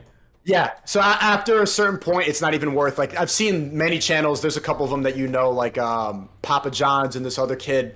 I don't want to say, I don't even want to give him clout because it's just like, I could look through their most popular videos, and it's always Sneako's insane, Sneako's stupid, Sneako's losing this, and then they post their own reaction videos, their own personality, nothing. So I know how tight it's making them that I could just ignore them, and they try their own shit, and nobody gives a fuck. So it's better to just not respond. This guy, it's like after this video, and if like right now he's ducking like even getting in a call, I'm never gonna speak about him again. I'm gonna try to see if he makes his own good content, but we already know low IQ, slow, boring. No one gives a fuck. So this is a minor amount of clout, and nobody who's here in the stream is really going to go watch his videos. They already know his opinion. He's not going to say anything like unpredictable. It's stupid. And right now, the fact that he's ducking this call, but he follows me on Twitter, shows the pussy behavior. People are tired of that. People want free speech. People like the debates that we have. This is the shit that's taking off right now, not this fucking predictable soy boy bullshit. See his insecurity of having to continually throw his and his chat's insults at me. I have to ask, what else does he expect them to say here? He's been just nonstop shitting on me for the last 20 minutes, and then decides to ask them what they think of me. And it's not that his viewers can't have an opinion about me, or that their opinions are never valid, but like if I told every one of my subscribers to go down below and comment that the earth is flat, would it be smart to then scroll down and read this comment section as some important data set that should be analyzed when we're determining the flatness of the earth? I just love it, man. It's so silly. It's so fun. Also, when he says that part about him having 6,000 guys watching him and how that means he's not an incel, that is quite something. And there were girls in there also calling you a fucking limp. That was the point. This is my audience demographic breakdown by gender. Yeah, it's very predictable. If you have a breakdown Holy of this, shit! Is that real? Yep. If you have more female than men watching you, that says a lot. Like, you can figure all just by looking at your audience demographic, you can figure out what you think. Destiny, what's your split? Is it like it's probably like men? My what? 40% female? No 30? shot, dude. It's gonna be like 95-5. Only 5% female? Probably, yeah. Hold on, Check let me real check. quick. Okay, maybe I'm exaggerating. I thought at least 20. I thought at least 20. No shot, dude. Really? Hold on. I'm about to do his content, man. I'm about to make hate videos on you. 1 second. Damn. 50% women. That's wild. Yeah. That shouldn't happen for a man. But this is what I'm saying. Just like pandering to women. Every video is going to be about this. Like, misogynist, straight men, a safe space, petting my cat. You're very predictable. There's so many channels like this. This is what YouTube has become. People are tired of this fucking shit. That's why everyone was saying that they liked the panel from yesterday. It felt like pre-2016 YouTube. It felt like OG YouTube where people didn't give a fuck. People are tired of this shit. This is my fucking channel, dude. What do you mean? Let me see. I sent you a DM on Discord. Jesus. Oh, wow. Yeah, we got the same split. This Holy dude's shit. Wild. We have the same exact split, Destiny. 93.3% male, 5.4% female. That's higher than I thought for women. Nice job. Good job, ladies. Usually fluctuates between 50 and 60% women, depending on the video. Shout out NB's almost at that 5%. We love to see it. We got to get those they-them numbers up, folks, though. Come on. Sneeko has said... Problem? You have a problem with that? Yeah. Was that a joke?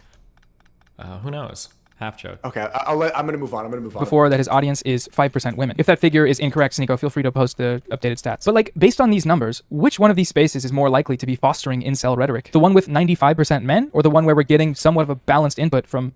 Liberals don't even know what the fuck incel means, bro. Involuntary celibate. Everybody. I don't think it takes a lot to do the math on that one, you know. He does his ask the chat thing again later on in a more aggressive fashion. Man, I got 6,300 people watching right now. If I'm full of shit, if I'm an incel, let's see what the chat thinks. There's 6,000 people in here. You're saying the status quo shit. What do they think? I mean, if I'm wrong, if I'm a fucking idiot, like my chat disagrees with me all the goddamn time. Just read my comment section. People don't blindly agree with me. I get challenged. I have open dialogue. I encourage freedom of speech. But everybody in here thinks you're a fucking simp. Every single person in here. It's been spammed on your face right now. Bro, I don't have an echo chamber. These people check me all the goddamn time. They can't wait to call me a bot when I slip up. They don't. I'm gonna say it one more time. Our first debate, Destiny, they gave you 70% that you won the debate. I do not have an echo chamber, clearly. Can't wait. They can't wait to call me an incel. They can't wait to check me. But every single person in here is calling you a fucking simp. I'm not in an echo chamber. Why would you say that? My chat checks me all the time. Hey chat, am I in an echo chamber? Also, when his viewers spam the word limp in all caps in the chat, I think this is supposed to mean L plus simp. Like how he calls Hassan Lasan, that's supposed to be L plus Hassan. It's a very clever trick and devastating to the No, it's not. It's just a Twitch word because you can't say simp on Twitch, you fucking idiot. ego. How we will recover, I know not. Or they might actually mean limp, as in like limp dick. And if that's the case, I don't know why they would expect my penis to be erect while I record YouTube videos. I like doing YouTube, okay? What is he talking about, Destiny? But not that much. He's making jokes, dude. This is stand-up comedian act. This is humor. Like, this is why you have a 50% female audience, because women, like, your humor is just... If it is a woman's right to withhold sex in a relationship, should it also be a man's right to withhold financial support? Yes! Why is this guy encouraging...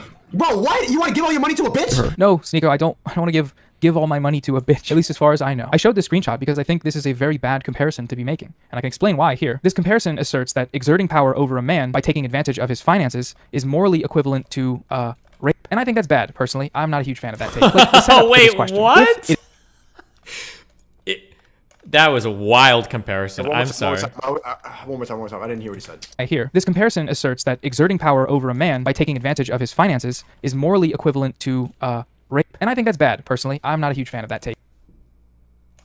So it sounds like the original comparison that you were making, if I'm trying my hardest because I didn't see the original video, it sounded like some women were talking about like if your man is misbehaving or whatever, you know, withhold sex in order to kind of like bring him around. And it sounds like you asked the question, well, if a man withholds financial support, would that be okay if the woman is acting like a bitch? And obviously there's probably a double standard that's revealed there. And it sounds like he's saying, well, that's different because withholding sex, if you don't want the woman to withhold sex, that means you're raping her. It sounds like that's where he went with that. But that's kind of wild if... I did not even... That went over my head. I didn't even understand that take. Okay. That's a pretty wild comparison. Jesus. Like the setup to this question. If it is a woman's right to withhold sex in a relationship, you realize this frames consent as if it's something that's up for debate. Like when would it ever not be a woman's right to say no to sex? And no, of course I don't think women should take advantage of men for their money. But don't act like these are morally, ethically, or materially even in the same universe. Not when 9 out of every 10 rape victims are women. Not when throughout history women have been barred from access to higher paying jobs. And often in turn... Nice. This is good incel creation factory right here, dude. Subjected to the financial whims of their husband. The wage gap is real, you little creepers. Always hitting all your favorite talking points. Hold on. I'm gonna bet you $10, okay? He's gonna say toxic masculinity at least one time in this video. You know he will, right? He's gonna say problematic. He's gonna say incel 5 more times. He's gonna say toxic masculinity. Wait. Let's try to predict the rest of this. He brought up the wage gap. R word for women. We could predict this. We know what they think. Okay, come on. What else besides toxic masculinity? He's gonna call me insecure. He's gonna say that it stemmed from like some past relationships.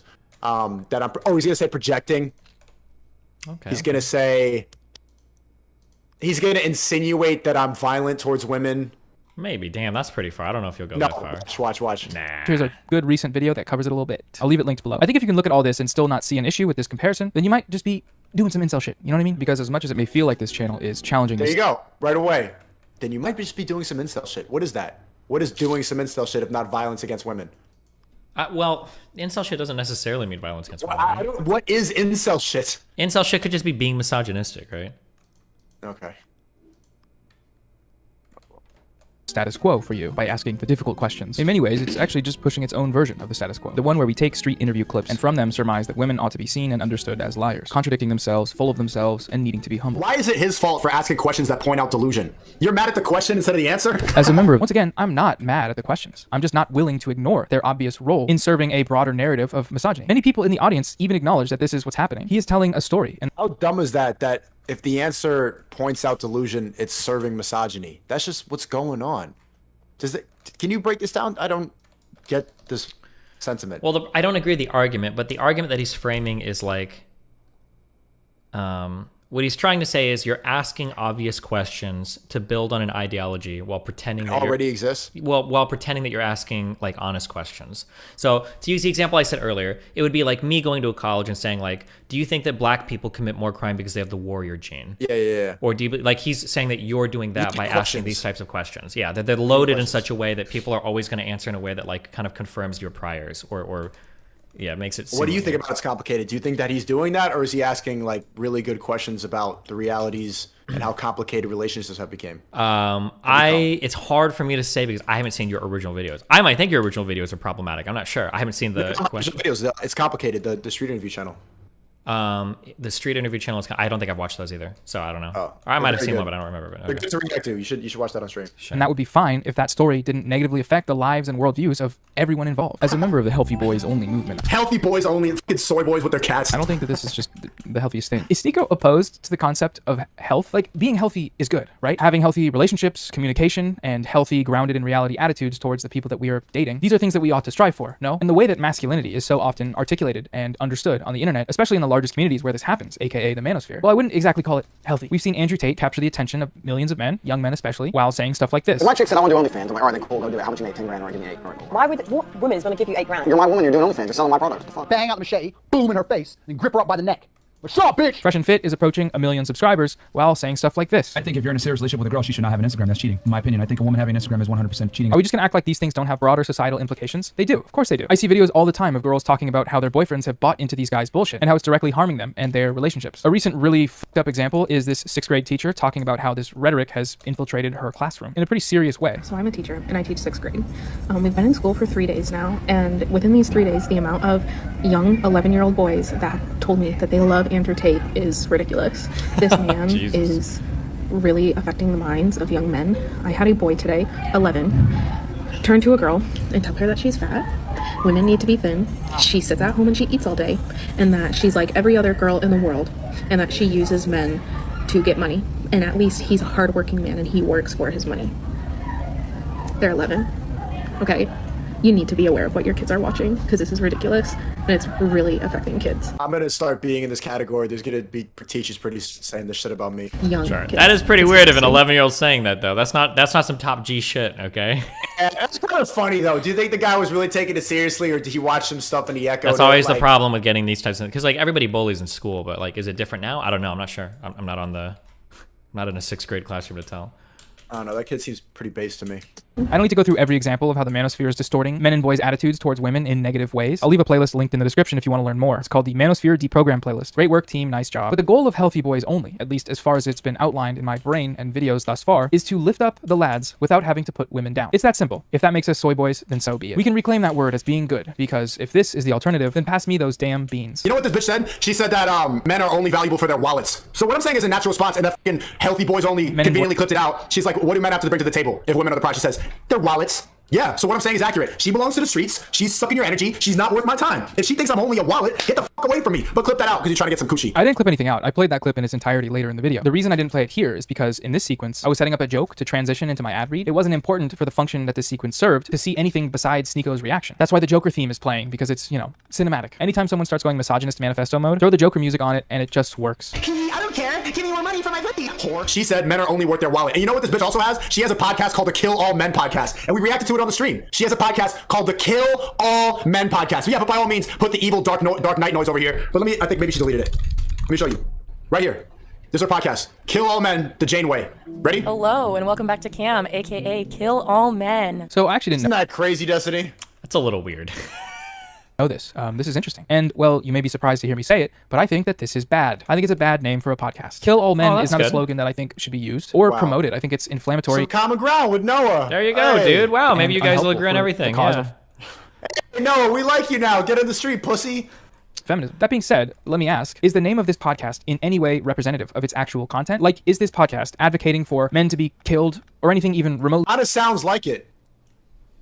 I don't know, do they? Do they say that in the podcast? They say, welcome back to the close to that. And Kill All Men podcast. Like, if there's any motive that you would get from the show, like, what else would it be other than the title? Well, I think the joke is that, like, or what the point he's trying to get is they probably, not to defend the name of the podcast, but they're probably, probably not a podcast talking about, like, the best way to commit homicide against, like, a male, right? Probably. Yeah, because she's weaker and she probably couldn't, but what do you think is going through I mean, her you can head? get a knife or a gun. It's possible, right? Yeah, the cover of the podcast is her holding a bloody knife with a bunch of men around. Oh, wait, is it really? Yes. Oh, that's pretty weird. Yes. Look one more time. I don't know if you're gaming. Look at the cover of the podcast. Kill All Men, her posing with a knife in her hand, and the Kill All Men. It's pretty is weird. covered It's in pretty blood. weird. I think if I made like the Kill All Women podcast with a similar thing, I'd probably get With in a trouble. bloody knife, you would go to jail. Yeah. Let me ask, is the name of this podcast in any way representative of its actual content? Like, is this podcast advocating for men to be killed or or anything even remotely close to that? And well, no, it isn't. I listened to a few episodes and it's just a podcast. It's like a dating podcast, or it's just her podcast where she sometimes talks about dating and Tinder experiences and life stuff. Maybe there's more to it. I didn't listen to all of them because I'm trying to get this video out in a timely manner, but there are only 12 episodes released over the course of 2 years. So if I missed the one where she calls for genocide, feel free to leave the link below. So while again, it's a bad title, this title is obviously supposed to be inflammatory. But notice how he never calls her a femcel, but I get called an incel when I'm saying focus on yourself, but you just adamantly defend that. Don't you see the double standards, Destiny? Yeah, of course, dude. You got to get him on. You got to ask him these questions. But he just want, bro. Yeah, I was preparing for this. He's watching this right now. He's watching this right. You know that right now. He's probably in a car or something like that, leaving dinner. He's watching this right now, like clipping it up, ready for his another reaction video where he can type out and have his prepared answers. You're a fucking pussy. We know you're watching. Get in the Discord. It's gonna be safe. We're gonna be nice. Let's just talk. I'm sorry for yelling at you. I know it might trigger you. Sorry. Its intended purpose is to trigger manosphere and meninist types of guys. And as cringe as I think most rhetoric aimed at triggering anyone is, it also does occasionally have some benefits. Like, for instance, sometimes this rhetoric will get people like Sneeko to ask questions like this. But imagine if I had a podcast called Welcome Back to Caw, the Kill All Women podcast. Suck my dick, healthy boys. Your fucking content sucks. And when you ask questions like this, you get answers like this. This is data from a 2019 United Nations global study on homicide. And while the gender breakdown of homicide victims in total was strongly slanted towards men, at 81% men and 19% women, as shown on the left, when it comes to gendered intimate partner homicide, this is and has always been overwhelmingly committed against women, 82% to 18%. To quote the study, these findings show that even though men are the principal victims of homicide globally, women continue to bear the heaviest burden of lethal victimization as a result of gender stereotypes and inequality. So no, if you made a podcast called Kill All Women, this would not be the same thing, because femicide is already happening, and it's happening at the hands of men. Now I'm just giving more content, and that's the funny part. He's gonna clip. Damn. Crazy white knighting, man. How do you respond to that one? He ignored the 81% men being homicide victims and like completely focused on the other ones to just feed his 50% female audience. What do you think about that one? None of this is like, it's just... I mean, the larger answer is that there probably is a difference, right? If I listen to a podcast called Kill All Men and Kill All Women, there's probably going to be a bit of a difference there in terms of what I assume that people are like when they say it. Okay, but can we agree that killing people's bad? Like, yeah, why of do you have course, to but bring us that's to a simple. That's like the level one. murder? Of course, obviously, killing people's bad. The argument against what he's saying is that like if you keep normalizing this rhetoric, you get in a weird world where people are saying like kill all straight men, kill all white men, kill all men. But as soon as you make like fun of a person that happens to be gay, all of a sudden you're like the worst person in the world. So I disagree with this overarching argument, but I mean I understand what it is. It's not a good argument. Well, okay. Bring him on, dude. This part out, because they. What are you saying? Me bring him on? You know I'm trying. He's watching right now too. You know that. You know he's watching right now. Preparing. Fuck. They love getting reactions like this. They want to go clip it up, and they're gonna make me see. They're gonna put intense music, and I'm gonna go bah! They're gonna say that he's like unhinged or some shit like that. This guy's sitting in there like it's so predictable. The classic soy boy lib with an Instagram cat page and your fucking mustache and you're 30. Look, I get it. It's a manly, burly, intimidating piece of facial hair, but I'm not 30. I'm 24. And again, the cat Instagram page. What's the problem? Okay, you know what? Go follow Babito, everybody. Come on. She's a W on having a cat Instagram. Like Destiny. What? Cat You're going hard on the cat, man. I don't know why. It's kind of weird. You could have a cat Instagram. Maybe he's got a cute cat. It's free views, man. Damn. Some No, people it's like not. cats. It's like 800 followers. Like, why are you doing that? Why do that? Well, check how many followers he has, dude. Maybe the cat Instagram might be bigger than his. Damn. If I had a cat, I'd have a cat Instagram. That's all I'm saying. Wait, are you a cat or a dog person? Dog. Yeah, of course you are. Why? Because cats are for pussies? Be honest. Cats are feminine. They're so catty. Okay, dude. Cats. Okay, dude. Confidence boost after being epically destroyed by this YouTube personality. I want to like literally cook his cat and eat it. But like, look, man, I don't need to take you out of context or cut things from your response in order to show people why the stuff you're saying is bad. I feel like I'm doing just fine in this video while going over everything. Okay, if the stuff I'm saying is bad, then just get on a call. Isn't it that simple? Thing that you said. I know I used a clip of you with scary music in my last video, but that video wasn't about you. It was about the channel you were reacting to. And a seething, screaming, mauling reaction like that, calling a random woman that you don't know a whore for no reason, that literally does not require context. It's a self-contained example of why the ideology you seem to have ascribed to, the red pill, if we're looking at any of your recent content, this ideology is turning you into a bit of a goblin, man. In the thumbnail. Goblin? Ooh. What do you say? Goblin. It's turning into a goblin, dude. Okay. Damn. Should that hurt my feelings? I don't know, does it?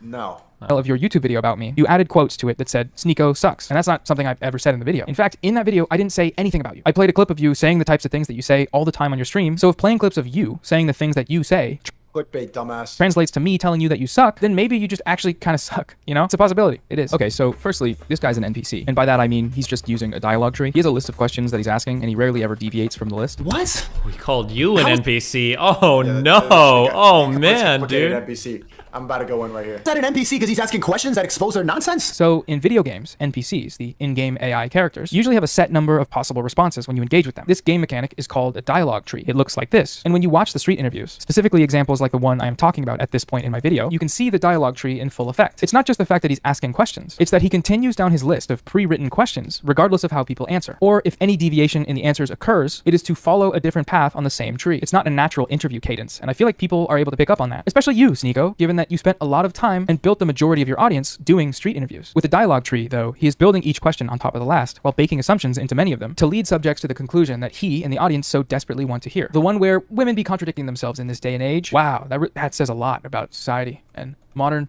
females. Wow. But the narrative doesn't work if they don't answer the question how we all know they're gonna answer. Bro, how are you so stupid that you don't realize a narrative isn't a narrative if they don't answer exactly how he thinks they're gonna answer? Okay, listen to what he just said there. The narrative doesn't work if they all answer how he knows they're going to answer. Sneeko, that's exactly how it works. If he knows how they're going to answer, why is he asking them questions? Like, he's so close to getting it, you know, but just also... Retard. That's why they're the NPCs and he's not, because he already knows what they're gonna say. What? So far. He's Destiny, why are you laughing? Because I just think it's funny. Okay. These people are, they're fun times. These people are what? There's a reason why I stopped watching like all the breadtube, lefttube shit. You know that whole community died, right? What community? There used to be have you ever heard of the term breadtube before? No. Oh.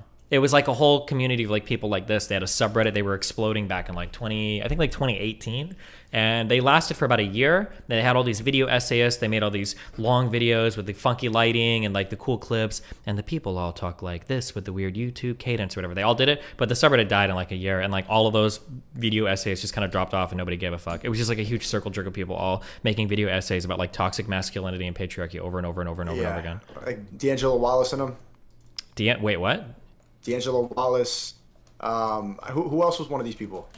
ContraPoints was like the best one, but I think her videos are actually good. I don't know if you've heard of her or not. No. H Bomber Guy used to make videos. Sean and Jen used to make videos. They're all on antidepressants, right? I don't know. Damn. I think FD Signifier was kind of one of them. Philosophy Tube, Abigail is one of them. Hey, by the way, it's Nick's birthday. You want to say happy birthday to Nick? Sure. Happy birthday, Nick. Happy birthday, Nick. Asking those questions because he knows what they all say, because when you talk to enough women, you see the delusion. But I know you're sitting in your house and this is your way to get some fucking fore once in a while by being the safe soy boy, but start talking to these hoes and you're gonna see that they're all programmed to think this shit. So firstly, I'm sitting in my house, Sneeko, because that's where I film my YouTube videos. It looks like you may be doing the same right here, and that's okay. Sitting in your chair at your computer doesn't make you any less of a man. But if you really must know, Sneeko, I am seeing a girl I didn't say any of that. right now. It's going well, thank you for asking. You probably think I'm lying, so just humor me here, okay? Play along. I have yet to see this sort of programming that you're theorizing about. And come to think of it, I actually haven't seen this in any of my prior relationships, nor any interactions that I've had on dating apps. And that's anecdotal, of course, that isn't everyone's experience. But it isn't any more anecdotal than thinking that this programming exists because you watched a weird guy yell incel shit at women on the street. Your girlfriend believes in astrology. Your girlfriend watches Keeping Up with the Kardashians. Liberals are so fucking stupid, they think that questions are triggering. He's literally not even giving a point of view. He's asking questions in a way that expose the truth about what people think. And fucking libs will still get triggered over it. You see, this is why freedom of speech is dead. Even in the beginning of all of his videos, it says, the questions do not necessarily reflect the interviewer's opinions. He's not even saying his opinion. He's letting the girls say their bullshit for the video. Sneeko here references how, at the start of each video, the interview channel puts up a disclaimer. It says the opinions captured in these videos do not necessarily reflect the views of the creators. And he uses this fact to talk about how, therefore, the questions he asks cannot have any opinions baked into them because he said they don't. But the obvious response to this is, what if he's lying? People lie. They lie on the internet all the time. And if we are to meaningfully No, I say this on my streams all the time. I know he thinks this shit. engage with the content of these interview videos, I don't think you can really make the case that this disclaimer is true. His bias is consistent across different sets of questions, different people, and each of the videos on his channel. It's consistent down to the comments that the channel owner himself has chosen to press the heart button on. They're all saying different versions of the same thing. Thank you for exposing these delusional women. It's complicated channel. Are you just gonna ignore all of this because they're telling you what you want to hear? If women think men are trash, why are they so interested in getting his commitment? I mean, Good. Maybe for security? And, well, no, that's not what this is. By asking that question, if women think men are trash, why are... It's such a simple answer. If they don't agree with the premise of the question, they can just say, no, I don't think men are trash. But they... Chat going crazy on his face right now. do. This is an important point that Sneeko brings up here. I saw it a lot in the comments on my video. And the thing is, there's a difference between someone making the statement that men are trash and them not correcting an interviewer when he inserts that premise into a two-part question. One is an active choice, the other is passive. And this is tricky. You know, it's subtle. You have to be paying close attention to catch it. And that's what makes this Let's go back to normal speed, bro. I literally forgot that how slow he talks. Style of content, specifically narrativizing pre-scripted street interview interactions, so nefarious. Because, like, are people... It sounds slowed down, right? Yeah. People on the Las Vegas Strip at night paying close attention? Well, sometimes, sure, there are people that are, but mostly they're not. At least not as much as they might normally be. They're with their friends. They're on camera. I swear to God, I had to double check. I thought that I actually did slow it down. They've been drinking. There's a lot of factors that apply here that don't apply. There's a lot of factors that apply here. In other places. And just because they're consenting to being interviewed doesn't mean they can't also get taken advantage of while being interviewed. Sneeko makes a related point later on in his reactions. You're pulling people aside on their night out, putting a bright light and a camera on them. But why are you trying to victimize these people like, oh my God, you're flashing a camera? They don't need to be in this. I hate when people do, they're on a night out and you're flashing a giant camera and light right on their face. They don't need to be there. Handing them a mic, you're literally pointing a camera and handing them a microphone. It's like, look how liberals fucking victimize everything as if they're not capable of saying no to an interview. Questions on the spot. I'm confused here because Sneeko is disputing what I feel like are some fairly uncontroversial observations. Like on a basic level, having a bright light shine in your face, or being drunk, or being out late at night on the strip with your friends. Do these help or hinder your ability to answer questions in a thoughtful manner? For normal people, it helps because they stop being uncomfortable about the camera and they're just honest. What is this triggering? Is this a bad thing to interview people with the light on? I mean, he's like hardcore psychoanalyzing like every part of your, like basically every part of your interaction. Everything, right? because that's what libs do. They just psychoanalyze, and this shit could all just be a joke in 5 seconds. If his smart, intelligent, slow-talking antidepressant ass could come on my Discord right now, because I know you're watching. Healthy boy. What about all three of these things at once? Like, you're not going to these places to find people at their best. If we're being charitable, you're doing it to find people in their most talkative state, maybe, and most likely to opt in to being interviewed. But given that we know how these interviews are structured and framed and interpreted by the audience... Okay, I gotta speed back up again, I'm sorry. This is too much. Being charitable isn't really an option. We know why he's there. Read the comment sections. Most people ask the same fucking stupid questions over and over again. I've never heard detailed, really good questions like it's complicated. He asks the best street interview questions I have ever seen, and I do this shit. I do this shit professionally. I know you do, Sneeko. I've seen your content. I actually quite like some of the street interviews that you've done. I think there are times... I have never heard of your content before this fucking video. When you've been able to humanize the random... I don't give a fuck. Yeah, keep following me. My videos are better than yours. People you come across in a way that's very entertaining. But that's why it's just so disappointing, sad even, that you've allowed red pill ideology to poison your brain into losing touch with what makes your own shit. I've always been like this. I just didn't do it in the street interviews because I was afraid to. I was just talking normies and letting them sound stupid. And now I don't give a fuck. I'm gonna call you a sore boy to your face. I'm gonna say that you talk slow. I'm gonna say the antidepressant fuck up your head, and you all sound predictable. Because that's what the street interviews taught me. You all say the same fucking shit. It didn't poison my brain. You are boring. Shit actually good. At times, because this channel is giving you the anti-feminist, misogynistic narrative that you happen to agree with right now, you're overlooking the fact that this content even has a narrative at all. And I think for a lot of your fans of your older content which seem to mostly avoid this sort of thing, seeing you fall for the bait is a sad thing to watch. When they tell you that you fell off, they're not talking about your subscriber counts or your TikTok views or anything like that. No, you're doing just fine on that front. They're talking about the quality of your work. They're telling you that your content no longer moves them in a way that it once did. At least that's what it seems like. Yeah, to soy boys. So I'll just leave you in the past. Fuck it, I don't give a fuck. I'm gonna keep doing this shit, and your dumbass is gonna keep watching it. It's psychoanalyzing it, because you love it. It's entertainment. Keep watching, put the Joker thing. You need a villain. You need somebody to hate. You go keep tuning in while I keep turning up, pussy. To me, but that's just a theory. Sorry. A film. Destiny, any points? Your stream is probably getting mad at me right now. No, you're good. Okay. I hate this guy, so there's not much for me to say. All right. Why do you hate him? These are your people. You kind of look the same too. Yeah, good one. I tend to not like people that do like essays like this but won't defend their stuff in a conversation, because it makes it feel like they don't understand what they're talking about, and if they get any pushback, they'll fall apart immediately. Something that you don't know, for a little bit of history on this guy, that's probably the reason why he'll never actually talk to you in a conversation, is because he made an essay like this once, actually attacking Vosh or people like me, debate bros, as being like idiots or like dumb or like you should never be a debate bro, it's just bad. And he had a live conversation with Vosh and he actually got absolutely obliterated. It was so bad he took down his other video for a little bit because he felt so embarrassed about his performance. So that's why he's not going to debate now. No, it's okay if you get obliterated. We could talk. I really want to watch that Vosh shit afterward. Wait, let me pull up in the middle of this real quick, just while you mentioned it. How do you spell Vosh? V-A-U-S-H. Noah Samson. Debate bros, you shouldn't debate. It was 2 hours long. Yeah, all these things are fucking, dude. These are long ass fucking boring videos. Welcome to, welcome to fucking streaming shit. Everything is like 2, 3, 4 hours long. Okay, now I'm bored. There's no clip? No. It's a 2-hour debate. It's going to be boring. Audience that, like, wait.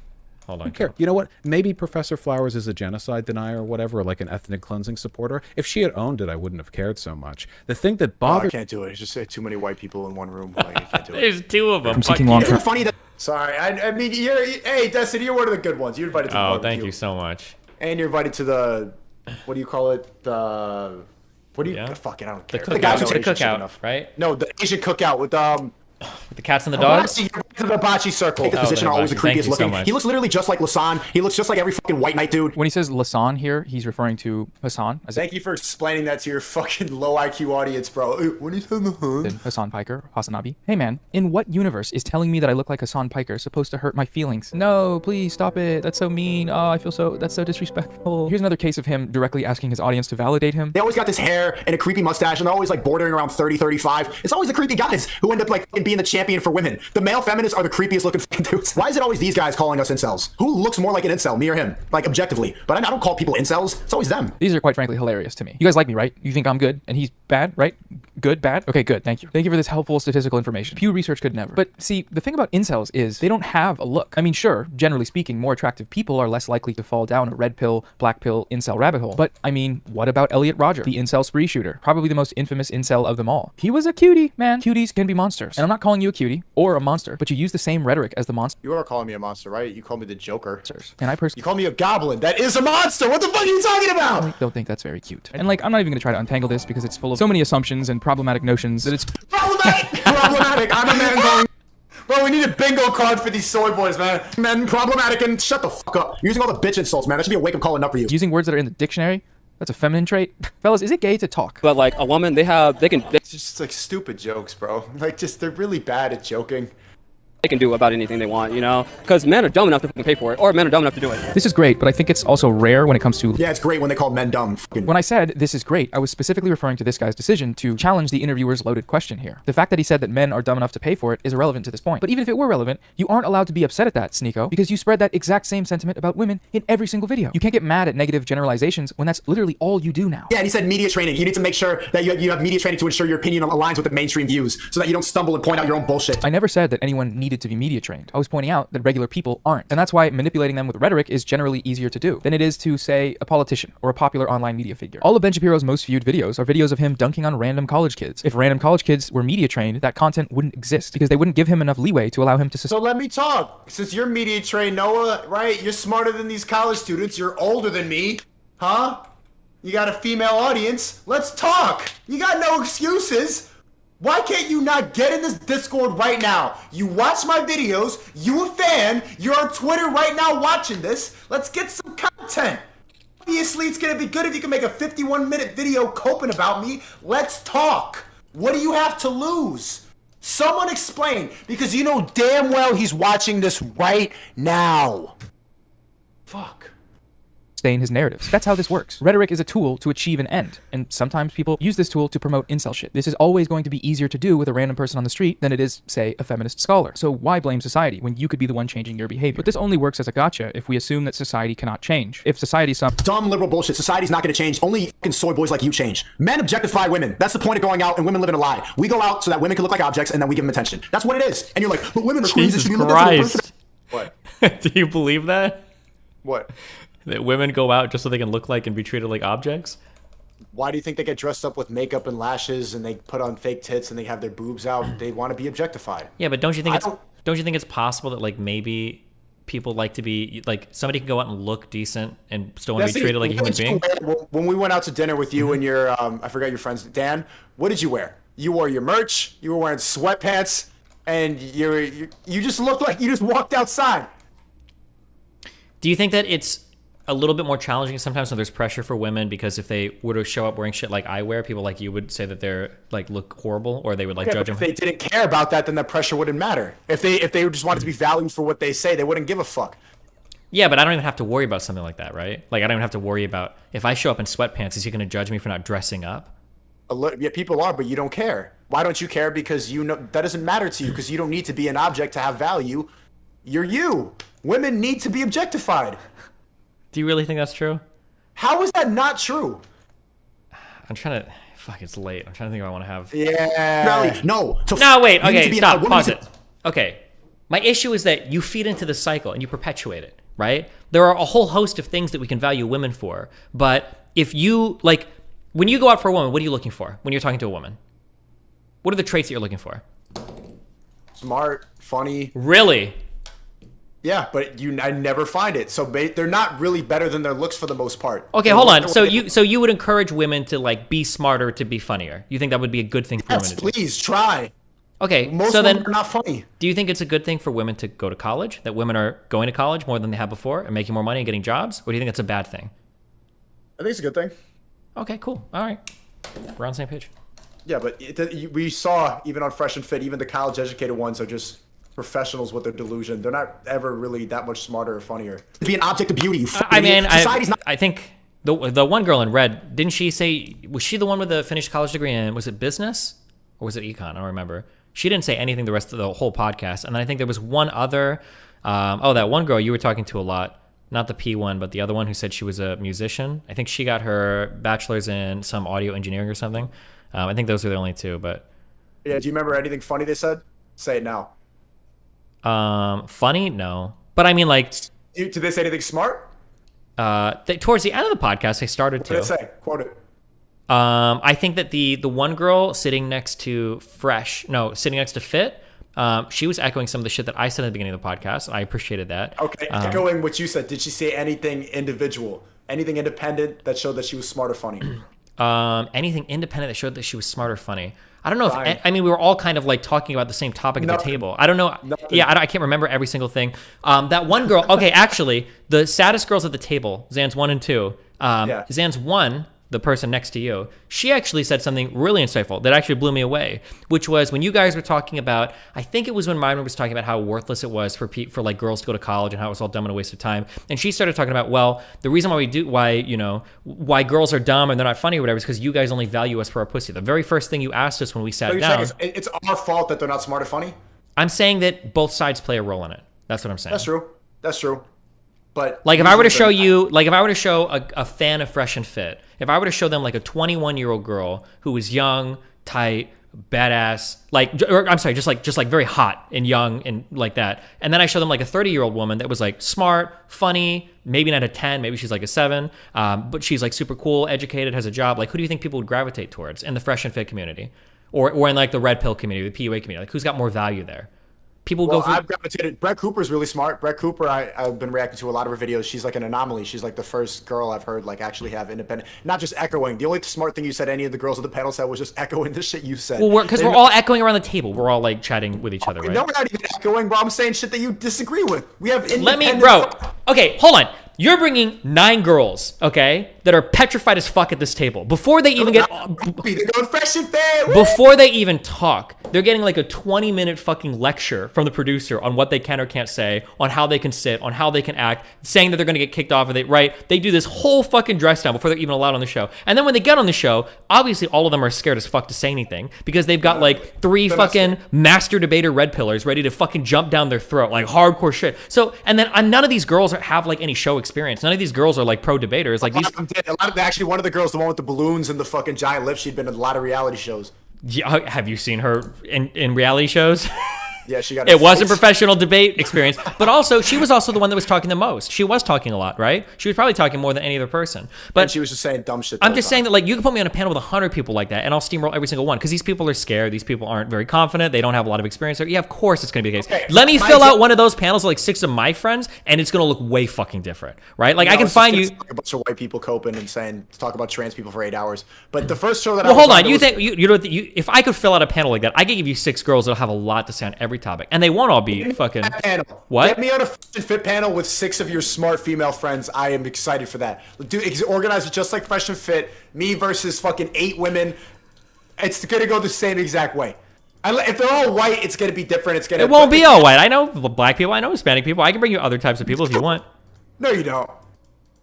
Do you know? Fuck. Do you know Bose Does True Crime on YouTube?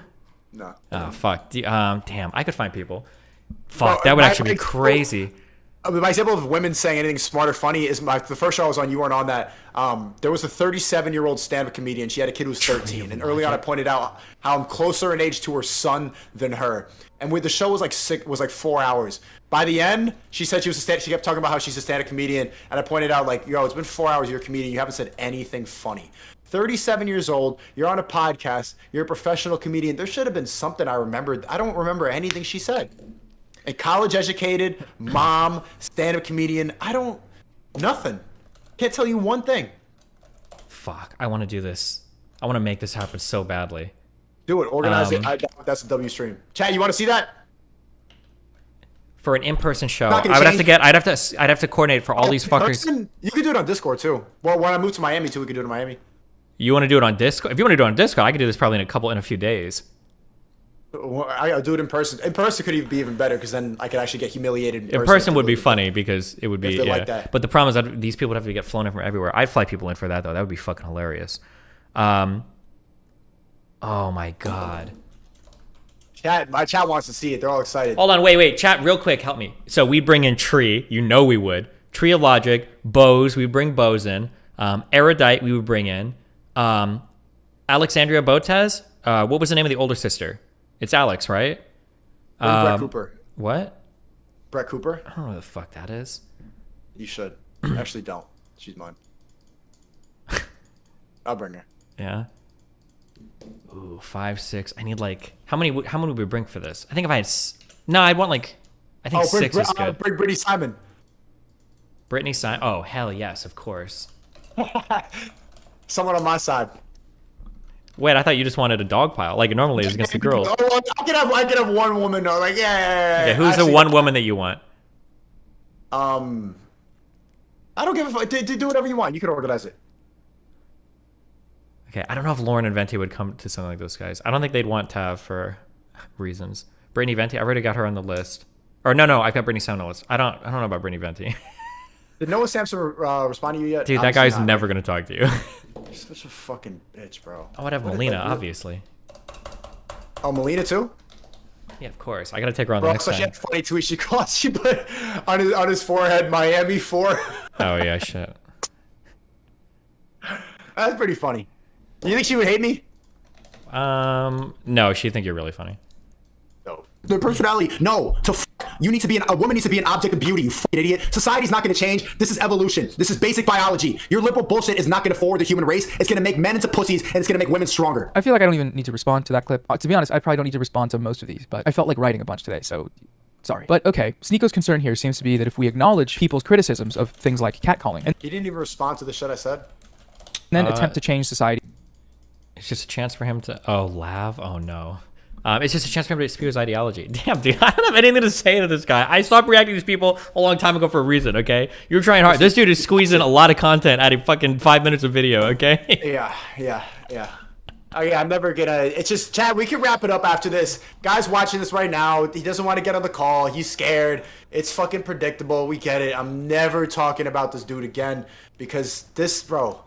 You follow me. You a fan. Get on. You too scared. That's the end of free speech. You liberals have ruined free speech, and I'm sick of it. Accordingly, that will mean that men will be unable to... Are there any other like lefties on Twitch that you want to like debate? Are there any other left-leaning people? Bro, I'm new to this shit. I don't know anybody. You don't know anybody. Okay. Surprise me.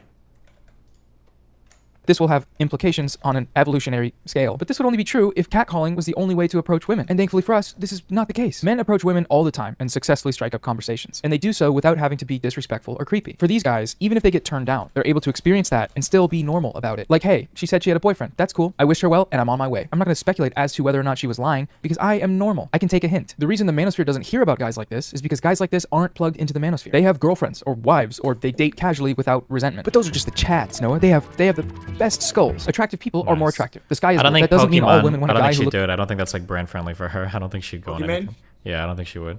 Oh, hell no, she wouldn't. You know her? Kind of. We have like mutual friends. Oh, okay. Can I have her number?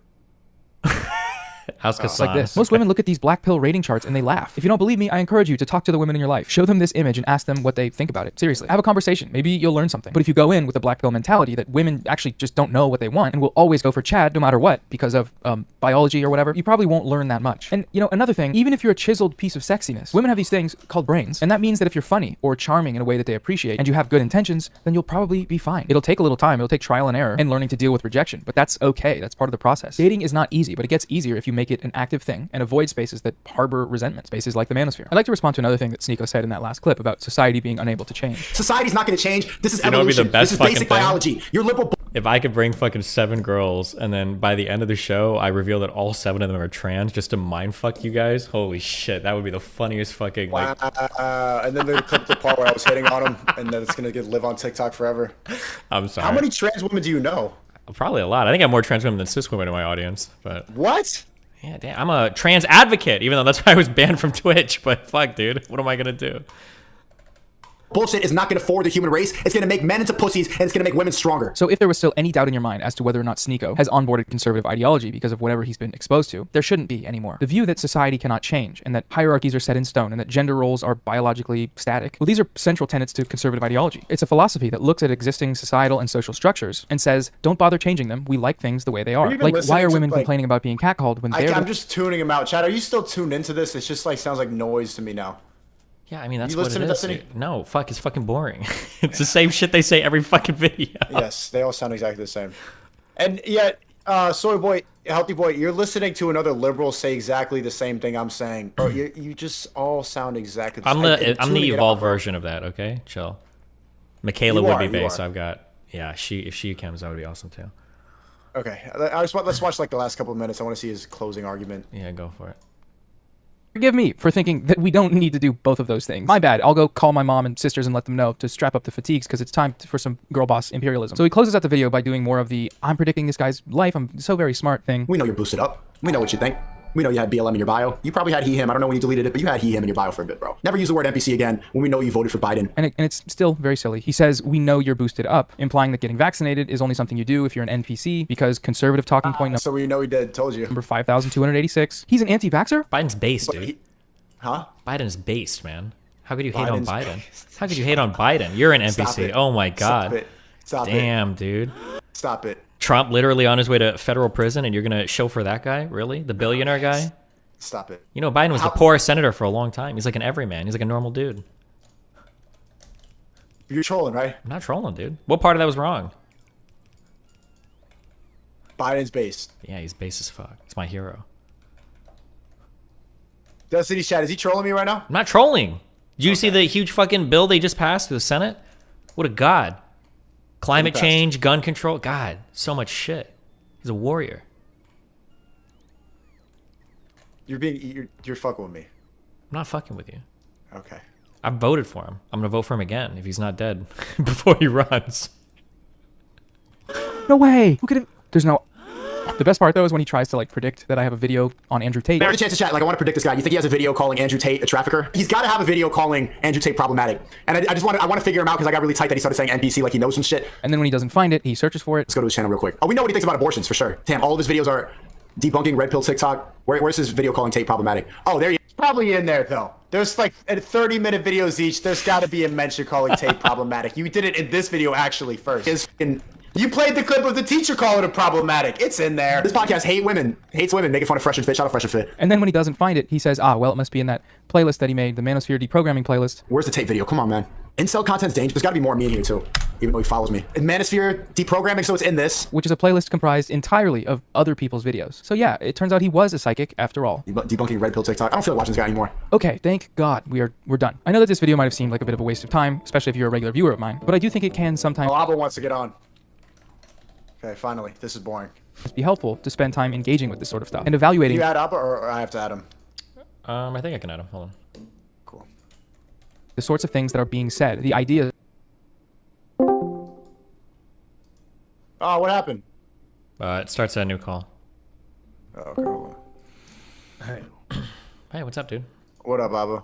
How do I sound? I sound good? I'm using the right mic technique? Yep, you sound great right now. Awesome, awesome. Yo, Abba, can I talk about that text you sent me? I'm not gonna. I don't know who it was. Oh, I sent Destiny as well, so it's Destiny saw it. Okay, yeah, chat. Abba lost a guest on his show because he was in the same panel as Nick Fuentes. Are you fucking kidding me? You see how liberals, you see how you ruin free speech? You can't even talk to Abba. Okay, wait. Hold on. Okay, hold on. Now, I want to be the first to say, I'll platform and talk to anybody because that's the kind of person I am, all right? And I'll shit on Fuentes really hard when he's here, but I feel bad shit talking to anybody when they're not here. But you got to understand, Fuentes is representing a radical right-leaning What does that have to do with Abba? Abba didn't even agree with anything he was saying. Yeah, I know, but like, there's going to be some people that are uncomfortable just by virtue of... Yeah, that's fucking gay. Just because you're uncomfortable doesn't mean you can't go be on a show because you're uncomfortable with someone else that Abba talked to. You have every right to not watch somebody because they make you uncomfortable. Depends on who they're platforming. You don't have to watch Nick, but what does Abba have to do with that? He might feel like Abba. Well, I mean, that's for him to decide. That's pretty dumb. That's a black person thing. You're saying that you don't think that's dumb. Listen, all I'm going to say is I had a co-host before that got into a lot of heat for doing a show with me because people thought that I was fucking racist or whatever. And he got a lot of emails from black people saying like, bro, when you do shows with this guy, you're like validating his platform and it like makes all black people look bad, and, you know, calling him like a fucking... Okay, and is that wrong or right? I disagree with it, but okay, it's hard. It's hard when we're talking about how people feel about things. It's not on me to tell them. It's not on me to dictate their feelings. Does that make sense? Here's what I say to people. You have every right to not watch me if I make you uncomfortable. I can't take that from you. That's fine. If something makes me uncomfortable, nothing makes me uncomfortable. But if it did, I wouldn't watch it, right? If people don't want to watch me because it makes them uncomfortable, that's fine. They have the right to do that.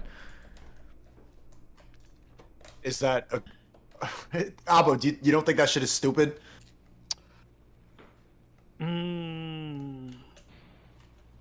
I think considering the context of how we had that discussion, probably. Just because it wasn't like a Prop 2 thing. Like, honestly, bro, I'm going to be honest with you, Sneeko. If you told me like, you're having Nick on and you wanted me to come on a discussion about like race realism and IQ and black people, I probably wouldn't have come on. Yeah, I know, but then that led to the fucking best panel that YouTube has seen in years, bro. That was one of the best streams that YouTube has seen. And I'm glad I didn't tell you beforehand because, yeah, a lot of you probably want to come on, but that shit was, come on.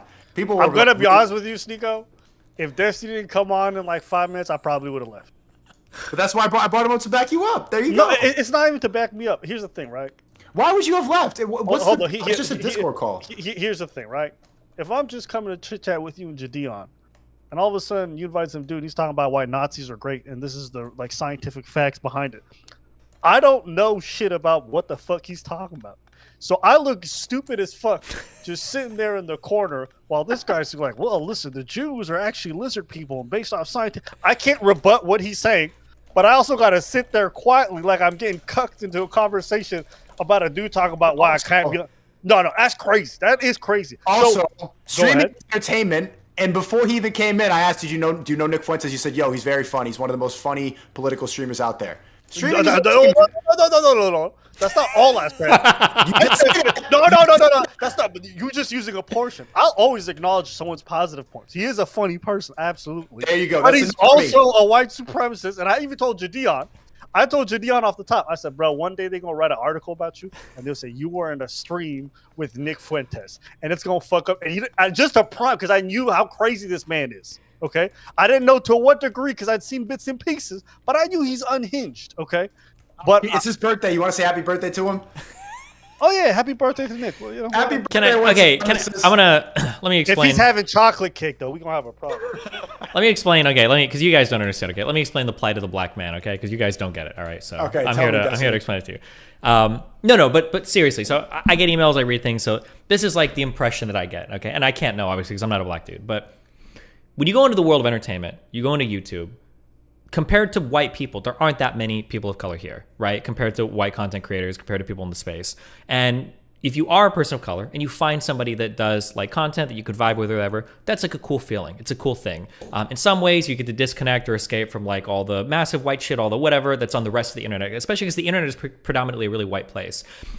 And when you're watching a creator that you vibe with, you think is cool, he looks like you, same color as you, and then all of a sudden he's kind of like playing footsies with a white nationalist, it can leave a really bad taste in your mouth. We're like, fuck, like part of the reason why I'm in this part of the internet is just to get away from that shit. And now I have to be here reminded of like the worst types of people that I might have personal interactions in my life. I might get called the N-word all the time in COD lobbies or on the internet. Like I see these motherfuckers and I want to be here away from that. And now just knowing that you're like actively jumping in those groups or whatever, it makes me feel a certain way about it. I'm not saying that's right or wrong. That's not for me to say. So why are you saying it? Well, because that's the opinion that some people have. And you have to be aware that there are going to be people in your fan base, there are going to be people that have that opinion. That's all I'm saying. And they suck. Freedom of speech is dead because of that shit, bro. We should be able to that's talk fine. to And these you have people. every right to say that. But like just know that that's out there. That's all I'm saying. Yeah, I know. Sneeko. I think as a black man, it's a bit different. You know, like when Destiny goes out and fucks up, it's like Destiny fucked up on national level. When we fuck up, it's like niggas look bad. Yeah, there is no C word for white people. But you know what I'm talking about, right, Sneeko? Yeah. Like, we don't have the luxury of just being individuals. Like, irrespective of however you feel about it, like, if I look crazy on television, my mom getting upset because she's like, yo, why are you making us look And bad? that's wrong, and you should move past that. You shouldn't let that change what you say. You should be able to navigate because around that. no, because at the end of the day, I do care about issues within our communities. I do care. That to me, it matters, right? So when I'm out here, yes, to some degree, I'm managing my own individuality, absolutely. But I recognize I just can't escape that. I can't escape the fact that to the larger group, it matters to them. So I do try to be mindful of that to some degree. I'm not going to be out here just rubbing hands with Trump and be like, man, this nigga kind of cool. Like, no, I'm not going to fuck with him like that. That's me personally, right? There's just some folks who I don't want to see. You weren't shaking his hand. You were in a call and disagreeing with him. Right. Which is why I don't feel bad about what it's not like I came on there and I was cooning up to him and I was just like, well, you know, white supremacists aren't so bad. Like I wasn't up here acting crazy or like kissing his ass, but I'm not gonna front with you. If you had edited it, for example, to make it look that way, I would have looked at you crazy. You know what I'm saying? I don't do that, bro. I know you don't. I know you don't. But you understand, like, just the optics of it, I would never want that. I'm guessing you got messages from people afterwards saying, like, "Oh, you should have done better. How you gonna let that white supremacist talk like that?" Right? Is that what happened? No. Listen, let me tell you, I'm not ashamed of my presence on that podcast. I don't feel bad about it. I don't regret it. Did people message you saying that? That what? That he's like, oh man, how you gonna let that white supremacist walk all over you like that? You were being quiet. Honestly, it wasn't that bad. Like there was one person who messaged me like that. It wasn't. I saw comments in the comment sections, but I didn't really care. Like it's not a thing to me because I'm not ashamed of how I went through that podcast and how I conducted myself. But I'm just trying to explain to you why I understand some people being upset by it. You get what I'm saying? I don't agree with them, and I don't care if they go next. We get it. You guys are really empathetic. You have feelings, but you also disagree with it. All right, but we should go for the truth, like facts over feelings. If they feel that way, fine. But it's bullshit, and let's just have conversations. Yeah. I wanted to ask you guys this because I was just thinking about this while I was watching Noah Samson. Is it just me, or like, do all these libs have zero charisma? All Very liberal, slow. like the lib creators, like the left-leaning creators, like vast majority of them have zero charisma. They're nothing about like the way that they look, the way that they seem to live their life is like very endearing or like inspires people in terms of like drawing them in. They're not funny generally most of the time, and their personality is kind of like oatmeal. You know what I mean? Like Noah Samson, a lot of these other dudes, like it's oatmeal. Am I crazy for saying that? You're right, but you're also saying that in a call with Destiny, who's omni-liberal. But Destiny's one of the good guys, right? Thanks, I try.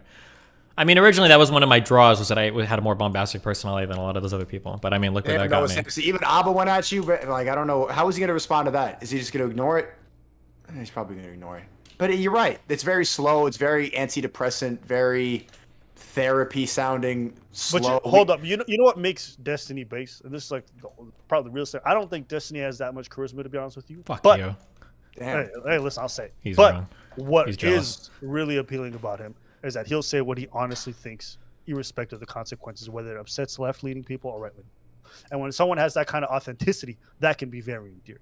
That's my perspective of Destiny. I don't think Destiny has like that Fuentes, tongue-of-cheek skill. You know what I mean? Where a gift of gab, for example, where Fuentes can draw you in because he's funny and charismatic in that sense, and he can make a lot of people seem like kind of like Trump in a way. But he has authenticity on his side, which I think is great. A lot of these lefty YouTubers, they don't have the authenticity, they don't have the charisma. They just lean on one side, and so I think it draws people in. But I'm wondering, why is there such a pattern like that? If you guys do agree that pattern exists. I mean, I can tell you, as somebody that used to be wrong. more charismatic than both you fucking losers combined, okay? The reason is because we can't joke about fucking anything anymore, all right? Okay, you can find some wild shit about me on YouTube, Whose all fault right? is it? 6 or Can't 7 joke years about ago, anything. there's some wild shit, all right? But the thing is, when you've made it illegal to joke about literally every fucking possible thing, yeah, shit gets fucking dry, That's it. okay? Whose fault is it that you can't joke about anything? The fault is right or people. left? I can't blame you because I don't know you, but the fault, No, right or left people. it's everybody's fault.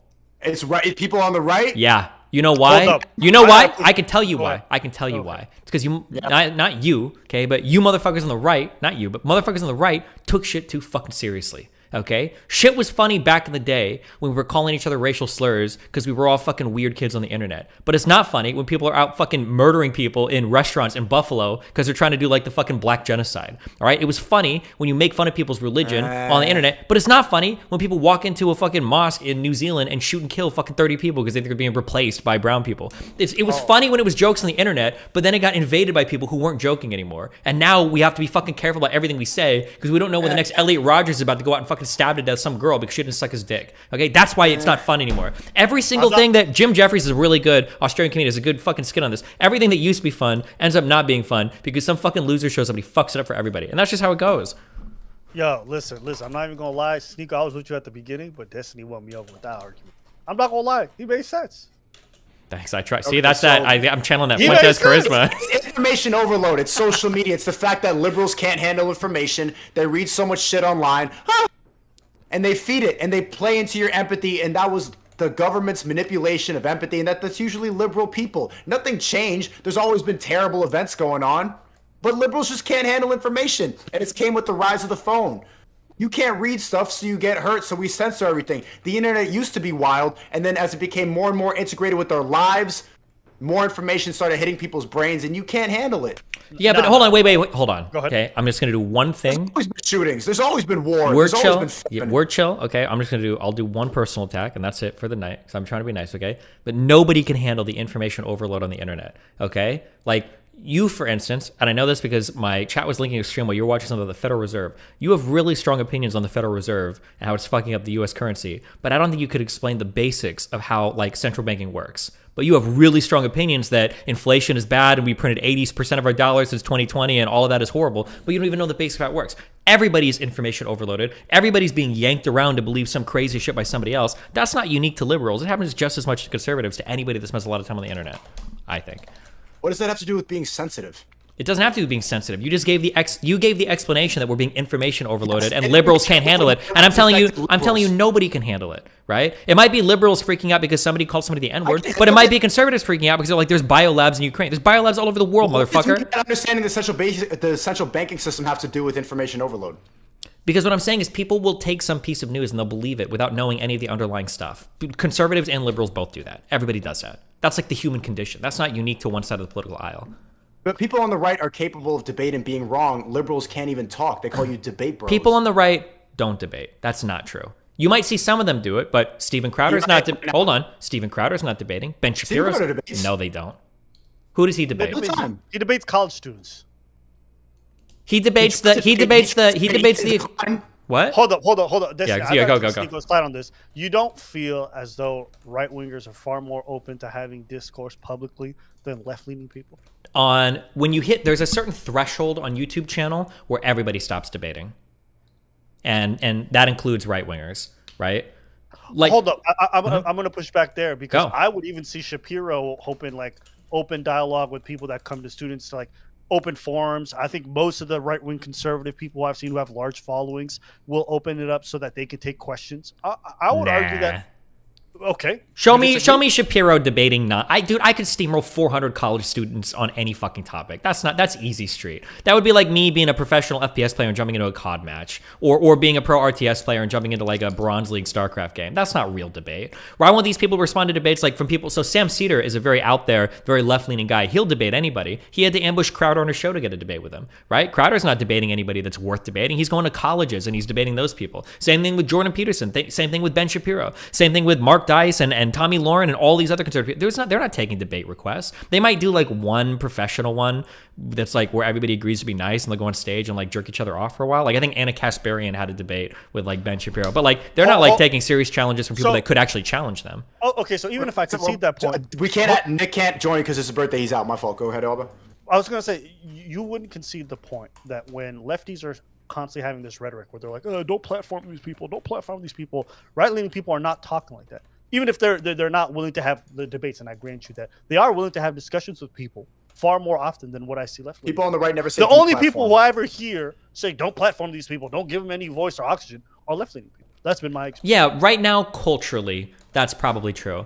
Or that's almost certainly true. Now, I don't know if that's unique to left-leaning people or if that's just the status of every single like culturally predominant person, right? Because like when conservatives were in charge of the culture, it seems like they were really keen on trying to cancel or prevent everything too, right? They constantly attack music. You know, Elvis is dancing disgusting, rap is horrible, it's turning people into murderers. Like all these forms of music are degenerate. Like it seems like whoever is in charge of the culture always wants to kind of like kick out or shun out the other person. And right now the progressives just happen to be like ruling the culture, so they're trying to do it. I agree with you there, but I'm just saying that like it's not like when I go over to YouTube and I look at conservatives, that these guys are like debating and steamrolling like well-equipped opponents. It's them being in their own echo chambers. Like they do it just as much.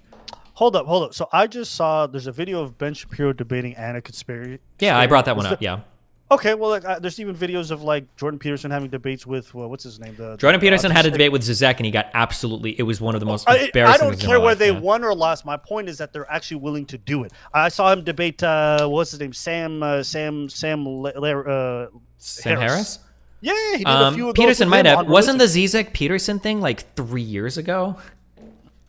Listen, he might have had his mental breakdown, not done it since. Yeah, but I'm just saying. And then, like, I'm pretty sure Shapiro and Kasparian, I think that was over a year ago. Like, so they, like I said, they will. Ago. What? Okay, 10 months ago. Okay, so maybe they do one debate per year. But like these guys are 99, and it's Anna Kasparian. No offense, but she's not like gonna rail these guys on stage. Like it's gonna be pretty nice. Like these guys aren't seriously out there challenging themselves anywhere near as much as they could be if they wanted to have open and honest dialogue. But 99% of their time is like having a circle jerk on their TV shows. The question isn't whether or not they do it often. Is that are they open to doing it? Now you may not like the quality of the debates. You may not say the debates are great, but I would argue that the right-leaning people, from my perspective as an outsider, I don't care who is. They appear far more open-minded to having these discussions with people who strongly disagree with them. True, Destiny. That's just true. You know, is it just true? You can't point me to any lefties who are like prominent. That soy boy, why is he not in this call right now? Even though he's watching. I can point you. Alba insults him, bro. Sam Cedar is not a great example. This man's like. No, I'm saying Noah Sampson. Wait, hold on. Wait, why is Sam Cedar not a great example? Because you're asking somebody to debate somebody who one has zero to offer in terms of like. So if I'm thinking about doing debates, right, I want somebody who has some measure of repute. If I'm Jordan Peterson, I'm not going to debate Sam Cedar, who one doesn't have much of a following, or two doesn't have any academic background that is really relevant, or any kind of like journalistic thing. Wait, hold on, chill. Go ahead. Wait. Do you know who Sam Cedar is? Last I checked, he's a YouTube political commentator. Yeah, okay. So I might be unaware. So I might be unaware. So yeah, that's okay. So the majority report is okay. They get like 5 to 10 million views a month on YouTube, and Sam Cedar's got a pretty long history in media. He's a pretty smart dude. Sam Cedar's not like a nobody. Like his whole career is in like media and shit. So okay, outside of Sam Cedar, give me another example. Cenk Uygur from the Young Turks. He seems pretty hungry to debate pretty often. I think AOC, wasn't she trying to debate? Was it Katie Porter? Or was it Marjorie Taylor Greene? I think she was reaching out to have a debate. I don't think that ever happened. But hold up. So Cenk Uygur has had plenty of debates with conservatives. Smaller ones. Okay, but that's not the point. Are there right-wingers who are willing to have conversations? And there's plenty of them who Well, sure, but I'm giving you left-wingers that are willing to have conversations too. Yeah, it's like two guys. David Pakman will have debates with these people. He's gone on to a lot of these shows. Zizek is obviously clearly able to. He's willing to do it. I'm just saying, all I'm saying, I'm not trying to point to like left is better than right or right is better than left. I'm just saying that like once you hit a certain subscriber count, it's in your interest to just never debate anymore. Like maybe you'll have one per year with another famous person, but otherwise you're not like seriously challenging yourself. 99% of your time is going to be spent in an echo chamber. And that's true of left and right people when they hit a certain subscriber count. That's why if I ask you like who is like Ben Shapiro debated that's challenging him, you can give me one example in the past like 5 years, right? What was that? You can, like if I ask for like Ben Shapiro, Jordan Peterson, like these people have all had like one serious debate in the past like 1 to 5 years, right? Well, I mean that's not true. They've had multiple in the last 5 years, but that's not the point I'm trying to make. But from my perspective, just on the outside looking, do you know how to? I could add somebody on like this. I oh, can't sorry, do hold it on. He wants to like just this. talk over you while you're. Who are you trying to add? Hold on, I could add you. Oh, who no. you trying to add? Oh no. No. Who you trying to add? Oh no, Seriously. it's I'm not even Grayson. I playing. think is it Grayson? He who must not be named. Wait, which one? Nick Fuentes? Oh Yeah. my god! Right after fucking Abba is getting emails about it, you're gonna. Yeah. See, what are we doing right now? Nah, bro, we did that yesterday. I'm not doing this shit again. I'm gonna get a drink while you guys fight this one out. Hold on. I'm like, bro, like yesterday was fine. I'm not gonna try to overdo it. Now it's just oversaturation of the same shit. Okay, then, but I want to have him on. The chat's been spamming him. They love him. All right. I'll let you guys have your thing, man. I'll let you guys. All right, run away. Have fun. Bah.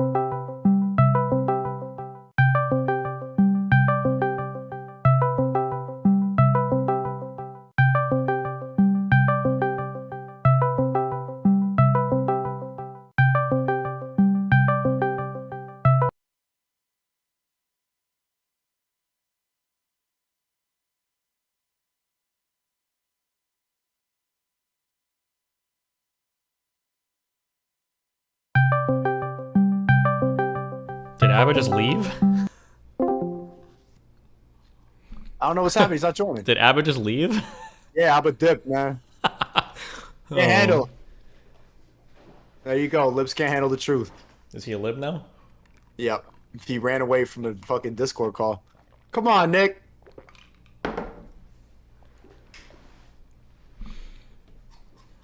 Your call has been forwarded to an automatic voice message system. Damn. 0. He just picked up and said he's probably getting ready. Okay. What do you think about that? I believe in. I mean, I feel him, dude. Yeah. How do you deal with people, or how do you consider somebody who has a different emotional feeling than you about a particular thing? Like, what's your general go-to? Do you think that's the best way to move through life? Yeah. Okay. I think conversation should always be objective, or should try to always be objective. You should try to remove emotion from conversation and entertainment as much as possible. Do you think that's realistic for everybody? It should be.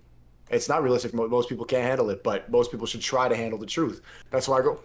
So instead of like having, oh, I get why you're such a sad boy, we should just make fun of them until they realize their errors. Just that fucking Noah Samson guy. Like, instead of having empathy for the fact that he can't handle a conversation, I'm just going to make fun of him. And you don't think it's fair that anybody has an emotional reaction to anything ever? Everybody just needs to be like a... No, you can have an emotional reaction, but if you make a 50-minute reaction video about me. No one's talking about a 50-minute reaction video. We're talking about a black dude that feels uncomfortable watching ABBA because he's chilling with a white nationalist. You think that dude is okay? Is it fair for him to have that response? No, it's not, because ABBA didn't agree with him. Yeah, but then the guy doesn't have to watch him. He's not forced to watch him, right? No, that guy was supposed to get on ABBA's show, and he didn't want to because ABBA was in the same call as Nick. Was it a guy going on ABBA's show, or was it just a fan that emailed him? It was a guest saying, I'm not going to go on... yeah, it was a guest saying, I'm not going to go on your show anymore.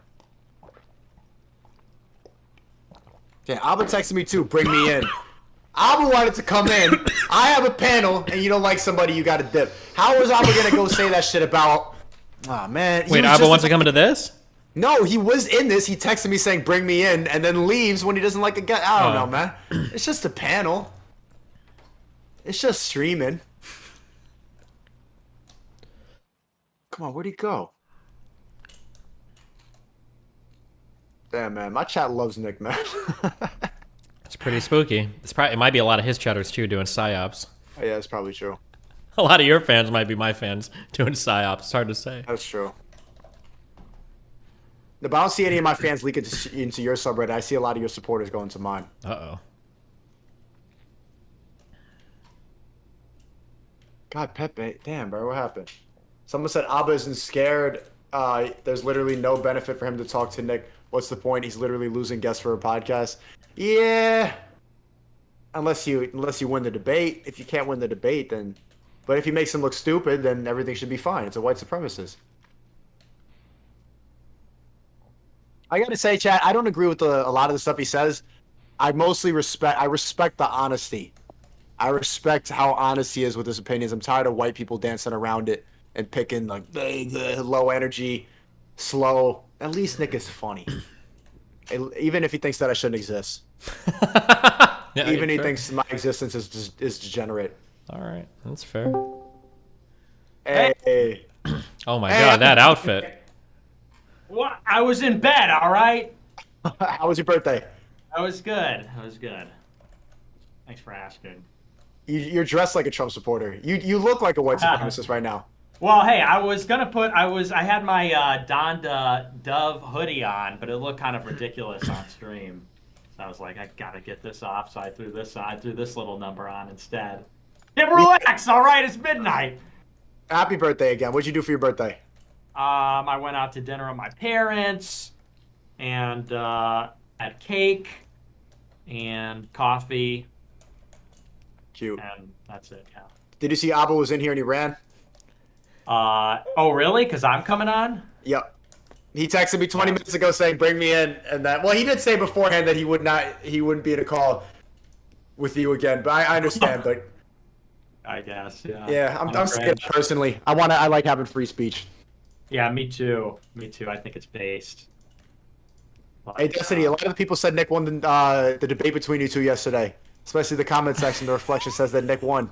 Even I did a poll You during think so? it. 60, Yeah. I mean, I did a poll. 60% of my audience said Nick, even though he's a racist white supremacist. 60% said he won. And the comments right now, they're like, yeah, a lot of them are big Nick supporters. I'm not gonna lie. Yeah, they're out there. I won because Destiny's bad faith tactics. He brought him back out again. Me and Destiny. You know, years ago we used to debate viciously, and he would use these kind of like shitty, bad faith tactics. He just said that to me. He just brought up, we were talking about free speech, and he just brought in like, oh, but you don't know anything about the central banking system. Like, what does that have to do with free speech?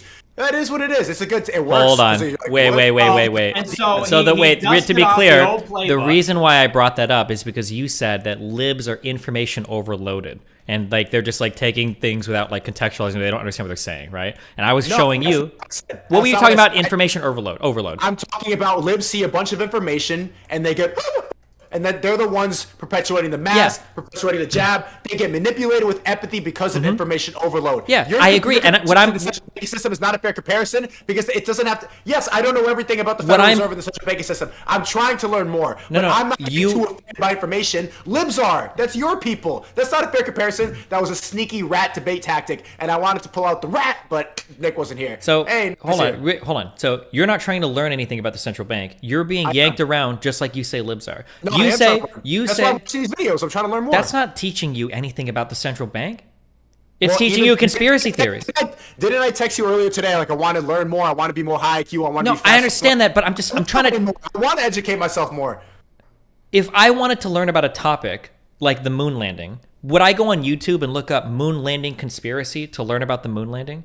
No, I would look at many different sources, and I've already heard what the government says about the moon landing. So now I'm hearing an alternate source. But you're watching pretty abstract videos about conspiracies related to the Federal Reserve, but you don't even have a basic understanding of what the Federal Reserve is. That's what I'm saying. So I'm saying you're being yanked. What? It's a private institution that prints money. How? Why? For what? For currency. It just prints money and puts it into the U.S. economy, or what? Like, what's the relationship? To what? To the U.S. economy. How does the Federal Reserve relate to the? How does the Federal Reserve relate to the U.S. Treasury? How did they decide to print money? Why did they print money? Right? Tell me. No, I'm not here to educate you. That's how much money they want to print. I know that the Supreme Court has a limitation on how much money they can print. No, hold on. No. It's not. No. So the Supreme Court doesn't. There's a congressional limit in terms of that gets raised when we talk about the debt ceiling, but that's not a limit on money printed. That's a limit on how much the federal government can borrow from the church. I'm just saying that if you're trying to get educated on something, then you can go and like literally just read the Wikipedia. But you're not. You're looking for conspiracy videos. And I was just hold on. Wait. I'm just hold on. Let me just finish. I'm just pointing. Let me just finish my thing. I'm just pointing out the hypocrisy between you saying liberals are being yanked around and are being confused and frightened by videos when you're literally looking at Federal Reserve videos going, oh my God, 80% of dollars printed in the past 3 years. Like, and you don't even know what like QE is. You don't even know what fucking inflation means. Like, you're like, but I'm saying you're being yanked around the same way you're accusing others of being. It's the change of the value of the dollar. Change of value how? How do you measure the change? What's the difference between the CPI or the PPP, right? Like, these are all like terms where it's like. It's in circulation, then inflation goes up. I'm just saying, I'm saying that you're being. You're trying to liberal me now because you know more about this stuff. No. What does that do with liberals getting offended by information? Hold on. I'm not trying to. I'm offended, and I'm able to have open conversations. I understand. Just because I'm trying to learn. It has nothing to do with free speech. Okay. This is more rat tactics, man. I'm not trying to lil bro you. I'm not trying to do anything. I'm just saying that if you wanted to learn about the Federal Reserve, you would like just read the Wikipedia on it. That's it. No, the Wikipedia is owned by the government now. I will look at multiple sources and then make my own observations. How do you think Wikipedia is owned by the government? Yeah, they just bought it. You know that? But you didn't. Oh, did you know that? Show me where Wikipedia was just bought by the government. It's insider trading stuff. Maybe I should have said that. Insider trading? What do you? It's not a Wikipedia's not a publicly traded company. I heard about that from millionaires who know stuff behind the scenes, but yeah, they just. Okay, well, I can't win on that ground then. I just want to know. I'm telling you. Okay, I'm friends with a guy named Peter Thiel, and he told me that it's actually not owned by secret people. Like, I can't. Secret people, so the government just bought it out, and also you know that Wikipedia can be edited by anybody, and it does on a regular basis. A lot of the information on Wikipedia is manipulated. You know that. The whole point of just look at Wikipedia. The whole point of Wikipedia is that it can be edited by everybody. That's the whole point of any wiki, of course. That's how it's built. Yeah, but the edits are monitored by other people as well. Over a conspiracy video, why is that more like? Why is a conspiracy video bad, but Wikipedia? Because a conspiracy video is made by one. Because a conspiracy video is made by one person trying to sell you an idea. One person could edit the Wikipedia. They could, but millions of people look at Wikipedia. That's the difference. Okay, but. When I read a Wikipedia article, that's an article that's been edited by an unknown number of people and reviewed by an unknown number of people, right? It could be hundreds, it could be thousands, it could be just one. And the last person who edited it could have manipulated the information. No, that's not how edits work on Wikipedia. On major articles, you can't just make an account and edit and everybody sees it. There's a lot of edited information every single day. There's lots of misinformation that's been proven to be on Wikipedia. Okay, so here's what I would suggest to you. Go and learn how Wikipedia works. So you don't even know how Wikipedia works, and you're telling me conspiracy about Wikipedia. People edit Wikipedia. What do I not understand about Wikipedia? If I were to go to an article right now, you can't just change whatever random information on like major articles and then have it stick and like everybody goes and views it, right? Like they're for major articles, these things go get locked, they're protected. You have to have like people that own the articles, people that like look over the edits. It's not just like everybody can change everything at any point in time and then that's it. Like there's a lot of people. Also, if anything, Wikipedia should be the thing you're championing the most. It's literally a decentralized database of information where everybody can contribute. What do you mean not anymore? Yes, it is. It still is. That's why if you go to the page, it's begging for fucking donations. That's why they don't run ads on the pages. That's why they don't have an owner for the company. The government has a monopoly on the public information online. No, it doesn't. The government wishes it. Even China can't. And they have literally the massive fucking firewall. What do you mean? You could argue that some private companies might have a... podcasts with Trump get taken down. Wait, what? Why did Nelk's podcast with Trump get deleted if the government doesn't have a monopoly on information online? Whose podcast? Nelk and Trump. I don't know. Why did they say the podcast got taken down? Because Trump said that in Minecraft, maybe the election was rigged. And where did it get taken down from? YouTube. Okay, and YouTube has what restriction on misinformation and conspiracy theories related to election fraud? I gotta jump in here. Go for it. I think here's the issue. Is you know, we're talking about the Federal Reserve, which is one of the most powerful institutions in the world. I think we can all agree on that the chairman of the Federal Reserve and their discretionary jurisdiction over the money supply is an extremely powerful institution.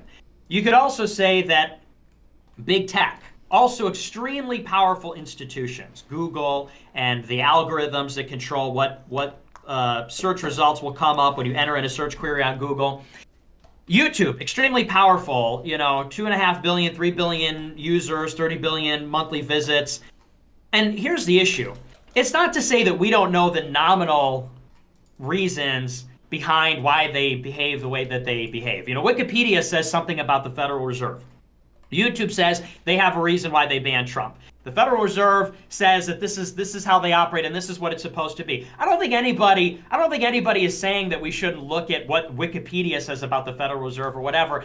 I think the point is that maybe if you want to understand the counter argument, or maybe if there's a conspiracy, if there is a deeper truth, you're not going to find it on Wikipedia. That's the point. You know, if we're saying that YouTube may have banned Donald Trump for a different reason other than what they said was the reason, you wouldn't go to YouTube for that reason.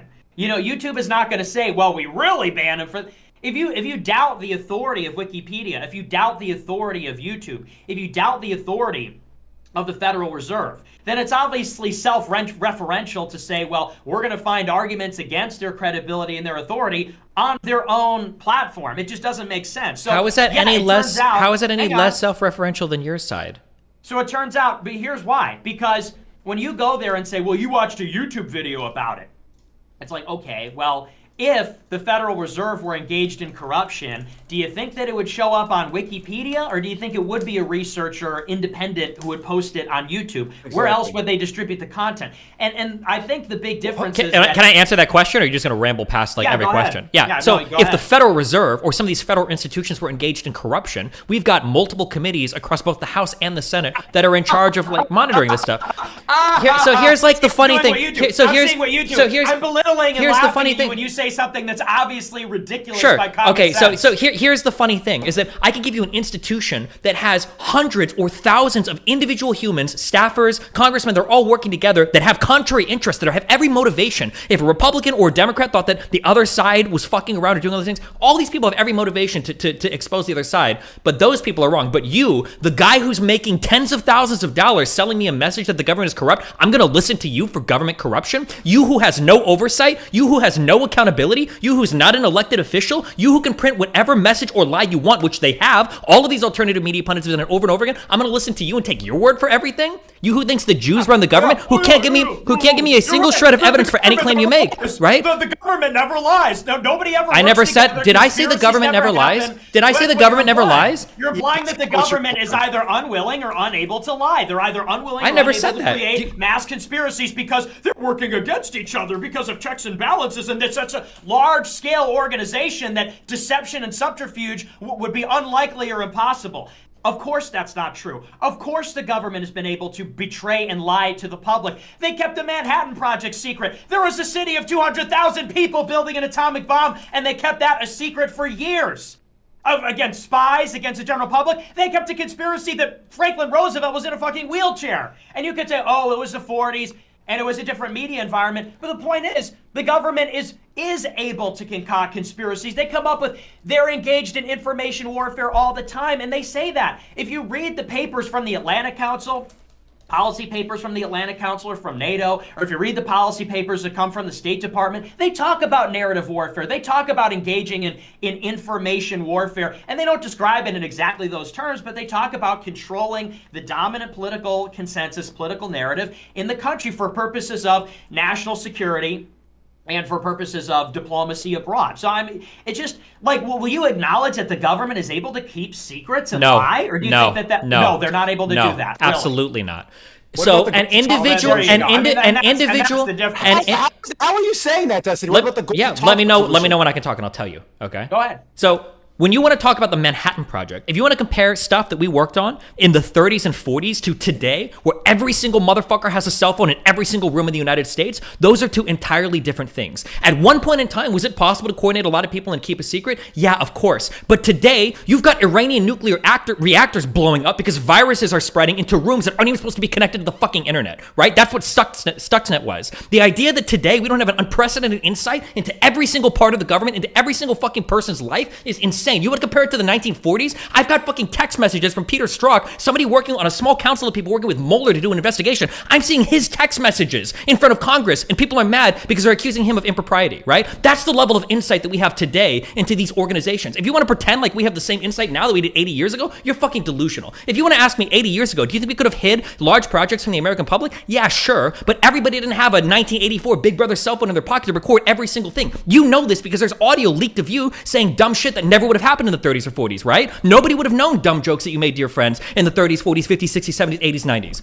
Nowadays, everybody's got a cell phone in their pocket that's more powerful than the rocket that we sent on the moon, and you're trying to pretend that the information that we have available to us didn't change? That's the dumbest fucking thing I've ever heard in my life. Yeah, okay, well, you could talk really fast, but you've just said that you think the government is unable to lie, and I think that is really the crux I of didn't the say debate. the government is unable to lie. That's literally what you just said. You said that because of modern technology, because of unprecedented insight that didn't exist 80 years ago, now the government is unable to create these large-scale deceptions. That's what I said. That's what I said. Large-scale deceptions, true. And once again, you can talk really fast, but that's the crux of the debate. I think the government can lie. You don't think they can. The government has lied. It's been proven. They lied under oath to but Congress has oversight. James Clapper is under oath said in a hearing in Congress that the NSA is not engaged in large-scale data collection, and then they were, because Edward Snowden leaked it. Now, you could say, oh, well, the capability of Edward Snowden to leak something proves that government can't keep secrets. What about all the secrets where there isn't an Edward Snowden? They chase Edward Snowden to the ends of the earth. He escaped to Russia, the only country that could give him asylum, effective asylum,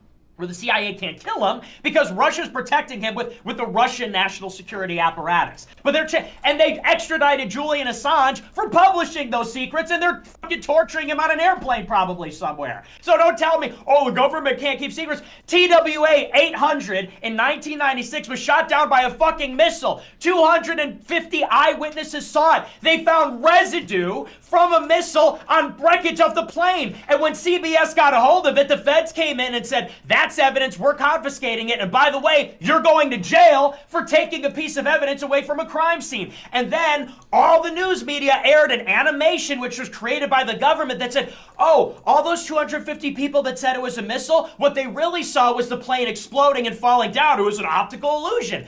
And then it just went away. But it's well documented that, and there's a million things like that. The OK City bombing, the JFK assassination, 9/11, all day long. Well, all of those things were conspiracies. All of those things were fake. The 9/11, the JFK. I'm curious. Do you think we landed on the moon? I'm trying to get a gauge of where we're at here. Do you think that was the thing that happened? I don't know. I haven't researched. I don't think we did. You don't. Okay, so neither of you have strong opinions. I already know Nick doesn't think dinosaurs are real, right? Well, I don't know. I'm not an archaeologist. But I don't know. I don't know if I believe that 100%. I've said I've joked. We are getting an hold on, Destiny. It's pretty stupid to just debunk all of this by saying it's crazy conspiracy theorists. When we really look into all this stuff, it's pretty obvious that the government has been mass deceiving people for decades. You might get a department in the government that tries to be deceitful. You might get people. The government is the government. You just don't know what you're talking about when you say that. The government is comprised of 3 different branches, and under each of these, well, except for the Supreme Court, there are tons of different agencies that operate with a ton of different ways, right? So you have to understand, there's a difference between saying the FBI or the NSA is keeping a secret versus the entire government is keeping a secret. These two things. All the same. They're part of the same system. Hold on. I gotta think for a second on how, because if you just don't know, I don't even know how to bridge that to you. The NSA is not part of the government? Do you think that the entire government keeping a secret is the same thing as the NSA keeping a secret? The NSA is part of the government. Can you answer that question? Do you think the entire government keeping a secret is the same thing as the NSA keeping a secret? Obviously not, but that's not what we're claiming. Okay, that is what we're talking about then. Every different part of the government knowing something And all of them coordinating to keep a secret is different than one department keeping a secret or people in a department keeping a secret. That's the whole reason why most of these conspiracy theories, that's why these conspiracy theories generally fall apart, is because usually they require the coordination of hundreds or thousands or tens of thousands of people across different agencies, sometimes across different countries. That's a lot different than a few people in the NSA keeping a secret. Fundamentally, if you want to come here and tell me, if you want to come here and you want to tell me, hey, I think that the NSA or the CIA or the FBI, I think that they have a secret or they're keeping a secret from the American people or whatever, that's possible. The CIA, the CIA for sure, the NSA for sure, the FBI for sure. But if you want to come and you want to say something like all of the intelligence agencies together and Congress have come together and they're keeping secrets, that just shows that you have a fundamental misunderstanding of how any of the government operates. And I would encourage you to talk to anybody that's actually held a job or at least a fucking security clearance for any of these places, because they don't cooperate. I got people jobs in the people don't. This guy in the State Department recommended this. That's great, nice. These agencies do not have that level of cooperation or penetration into the other agencies. It's fundamentally just not how they operate. Well, first of all, you need to take the red pill. Second of all, here's the thing. Okay, first of all, you start by saying, the government, and you said this. The government is not capable in the modern technological era of large-scale deception. Now you're saying, well, saying the whole government, that's different than saying a part of the government, like the intelligence part of the government, which would be tasked with doing that. It's just ridiculous. I mean, what are you even arguing? What's even the point of all this? Are you arguing for the sake of arguing or what? I'll repeat it for you since you didn't understand. I'll speak slowly this time, okay?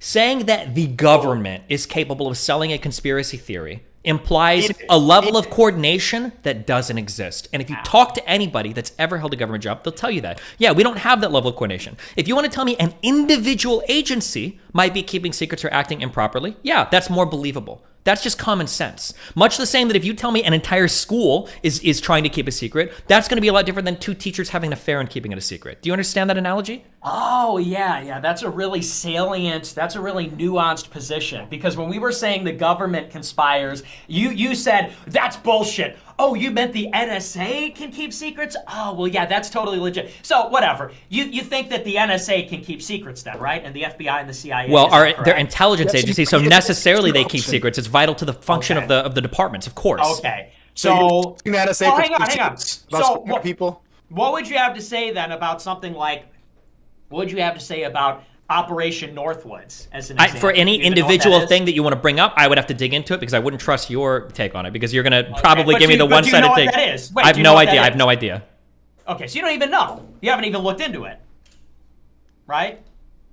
No. Do you want to do it? Do you want to do it right now? We can if you want. Wait, the reason why I'm asking is because you're going to sit here and say 1962, dog. Yeah. Can you give me something in the past 2 decades? Since cell phones have been invented? Hang on. Here's why I asked before you do your usual tactic of if I just interrupt and interject. Let me explain my point because it's important. Oh yeah, are you gonna tell me like some shit that Paul Revere was cooking up next to like fucking that's funny because historical. No, you're gonna keep interjecting because you're the guy that doesn't know what the fuck you're talking about. You're gonna sit there and say, you're right. I don't know every single proposed false flag in 1962. I don't. Tell me about your esoteric conspiracy theories. Go for it. Because you're not even curious. Because you will read Wikipedia and say, I trust everything the government says. The government never lies. Wikipedia is not the government. Wikipedia is not the government, Nick. Do you know the difference between the Wikipedia and the government? Destiny. There's a meaningful distinction between Silicon Valley and the government. Silicon Valley doesn't edit Wikipedia. That's not. Oh yeah, and Silicon Valley doesn't work with the intelligence agencies. I never said Silicon doesn't get their biggest contracts. Oh yeah. Do you remember when the FBI was groveling to Apple for backdoors in their devices? Man, what a close relationship those two entities have. Oh my God, dude, these guys get along like peas in a pod. Absolutely, dude. Yeah. There's definitely not an iron triangle between the Ivy League universities, Silicon Valley, and the intelligence agencies to create Wikipedia. They all work together on Wikipedia. Mark Zuckerberg actually edited this article on Operation Northwoods. I'm looking right now. These edits are by Zuckerberg. Oh, and Bezos did the paragraph right down here too. There's no collusion between the private and public sector because I could say that you think Mark Zuckerberg edited Wikipedia? No, I think that there's conspicuous collusion between Silicon Valley and the intelligence agencies. Talk to me about you brought up Operation Northwoods. Talk to me about Operation Northwoods. I will. Yeah, let's hear it. Perfect example. That's a perfect example declassified CIA plan to conduct false flag attacks across the country, blame them on Cuba, to create a popular support for a U.S. war in Cuba. That is something that the U.S. Joint Chief of Staff supported and offered to the president, as well as many other military personnel, was shut down and declassified however many years later, 40, 50 years later. It's an example of the fact that if that kind of thing is being presented, Operation Northwoods, Operation Mockingbird, MK Ultra, Project Paperclip, these are things which, if they're being cooked up by the government, by the highest level people in the government, conspiracies and particularly false flags, if they're being written and presented by the government and declassified, it demonstrates two things: willingness and ability. They're willing to do these kinds of things, and they have the capability to carry them out. And if that's the case, that destroys the benefit of the doubt, because you said, well, I haven't looked into the conspiracies, but I don't think that they can happen because it would not be logistically possible, because you never could get that level of scale of personnel to conspire in government, because thousands of people, smartphones, cameras, people can see everything. Yeah, but do you if recognize you've got both the willingness and the capability, then that destroys that benefit of the doubt. Then do we you have to recognize and evaluate that. Do you recognize that there's a difference between the willingness of a body to conduct foreign warfare in Cuba versus conducting it on people in the United States? Yes. So why is Operation Northwoods your go-to here? Again, they're talking about false flags against Americans in America to blame on Cuba. And then, was this ever carried out? No. It was presented to the president by the Joint Chief of Staff, and JFK said, no, we call ourselves humans. That's the quote. Okay, so my original thing that I said was that I think that the United States has too many different human people in it that wouldn't let things like this ideally happen. Or if it did, hopefully somebody would expose it. You're giving me an example of a plan that was cooked up by one of our intelligence agencies, brought to the president, and then the president shot it down because he's a human that didn't think he wanted to see that happen in the United States. Isn't this just a story that proves my point? No, it does not, because it demonstrates that intelligence agencies are thinking like this. I'm sure they're thinking of a lot of things, but the goal is, at the end of the day, hopefully, they're not doing atrocious things because they have some level of oversight from different branches of government. And you're telling me that telling me that the president shot this plan down, that these false flags didn't happen. And then let me ask you a question. What happened to Jack Kennedy then in 1963? And he was assassinated by the intelligence agencies. You have no proof or evidence for it, but it's the... Oh, right. Well, I'm sorry, who was it? Who do you think 9/11 was? That Bush's or was it? Let me say this. Mm-hmm. So Jack Kennedy gets killed. Yep. His brother, who's the attorney general, his brother says this. He never believed that JFK was killed. Mm-hmm. And this has been reported in all kinds of biographies of people that knew RFK. He never believed that Jack Kennedy was killed by a lone gunman. Because, that movie JFK by Oliver Stone, that is all based on a real story. Mm-hmm. The main character is played by Kevin Costner. That was a real guy in New Orleans. And the theory about the magic bullet, where you get a bullet that enters and exits 7 times. One bullet enters and exits a couple of people. Do you want to do a formal? Do you want to do? Hold on. I'm not ready to dive into JFK conspiracy theory. Well, do you want to set up? Do you want to set up? No, because every time it is the point. If you want to do an organized conversation on the JFK assassination, we can do that. Would you like to set one of those up? We can schedule it right now if you want to. Absolutely. Okay, hold on. Wait, give me a time and a date. Let's do September. I don't know. What do you want to do in September? Whenever you want, a time and a date on it. I'll be in Florida all week. Let's do. Oh, in person? No, it'll be an online debate. We can go over the. What? Do it tomorrow.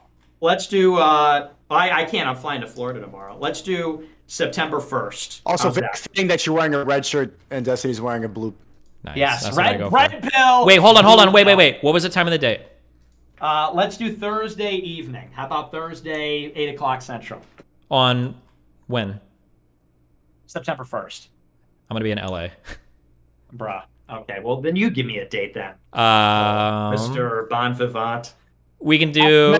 Hold on. Active Measures donate 5 so Destiny can't comprehend how they are contractually bound to not leak classified information or they can be ran out of the country like Snowden. There are oversight agencies for every single intelligence agency that exists that do have access into these organizations to vet them. If you think every single person who... Hold on. Don't distract me with this. The 6th or the 7th at a certain time. What time? of September? Yeah. 6th to the 7th. Okay, let's do the 6th at 8 Central. I'm writing it down on my calendar. 6 o'clock, or I'm sorry, the 6th at 8 Central. Is that 9 o'clock my time? Yes. Okay, and your thesis for this, you think you can prove to me that JFK, the assassination, the official story is a lie. Not that you can raise some questions, but you think you've got... Okay, cool. I got it on my calendar. That the Warren Commission is bullshit. Okay. And that Lee Harvey Oswald did not act alone. And I was getting to an interesting point. So the Attorney General, JFK's brother, never believed the official story.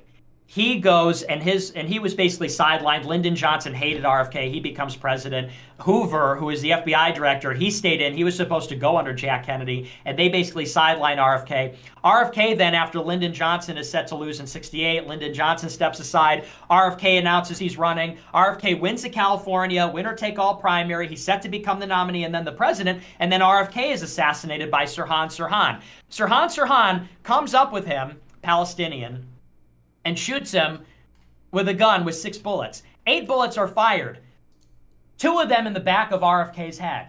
One problem, Sirhan Sirhan came at him with a 6-shot gun from the front. And it's like, and that's in the police report. These are things that are going on. And all I'm saying to you, Destiny, this is why I didn't want to get too much into the weeds, because you don't have to take my word for it and believe it. The point is, there is enough out there where we can't rely on the benefit of the doubt and say, oh, the government can't conspire, so let's essentially just assume that that's impossible and write that off. There are enough inconsistencies, and there's enough things like Mockingbird and Northwoods and so on that you have to evaluate and say, okay, is the government story true, or is the guy on YouTube, the autistic guy on YouTube who made a 10-hour documentary, is he right? And maybe you watch both of those and say, oh, the government was right. So I'm sure for some of those, that's valid. But we are of the opinion that, and we just disagree, that the government is able to carry out these kinds of deceptions, that they're willing, they're able to. There's evidence that that is the case. And so we need to evaluate. That's the problem, though, is people just call them conspiracy theories, and conspiracy theory is a synonym for crazy. Oh, that's a conspiracy theory. Dismissed. Yeah, so the issue theories are true so the sometimes. issue is that if we approach anything, if we want to be Bayesians about it, right? And you're going to ask me without any evidence whatsoever, who's more capable of concocting a conspiracy and lying? Is it going to be 10,000 people of different backgrounds, political affiliations, interests in the government, interests in the private sector, and everything? Are those people all going to come together and conduct some kind of plan against the American people? Or is one dude who has every incentive to lie to you as much as possible, to make as much money as possible as YouTube, is that guy going to lie to you? Well, the probability exists that, of course, the guy on YouTube is lying to you. Now, is it impossible that there might be some nefarious things that are coordinated at high levels between lots of people? It's not impossible. It's just highly unlikely. And you need a very high standard of evidence to meet that. I can't talk to you about every fucking conspiracy theory in the 40s, 50s, 60s, 70s. I can talk to you about the coronavirus. I can talk to you about vaccines. I can talk to you about ivermectin, hydroxychloroquine. And I can tell you consistently on every single one of these topics, you guys are pure NPCs. Every talking point is an NPC talking point. Every single new drug that you want is a bot drug. Every single opinion you have related to a mask or a vaccine is straight manufactured from some dude selling you fucking vitamin supplements on the fucking Alex Jones show, all the way down to you thinking that like eating horse paste is going to be a better way to cure a disease than what fucking every academic institution and hospital around the world is telling you. Did you take ivermectin? No. Yeah, I didn't either. Why are you assuming that? You're calling us NPCs about that? Because every anti-establishment talking point, first it was ivermectin, then it was fucking first it was hydroxychloroquine, then it was ivermectin, it was remdesivir for a little bit, it was every single new different fucking drug. What? I didn't say anything. You just called me an NPC about that. That's great that you didn't, but these are the YouTube talking points. I don't know when you got into the YouTube anti-vaxxer shit, but these were all the mainstream YouTube talking points every single day. Destiny, I'm just curious about this because,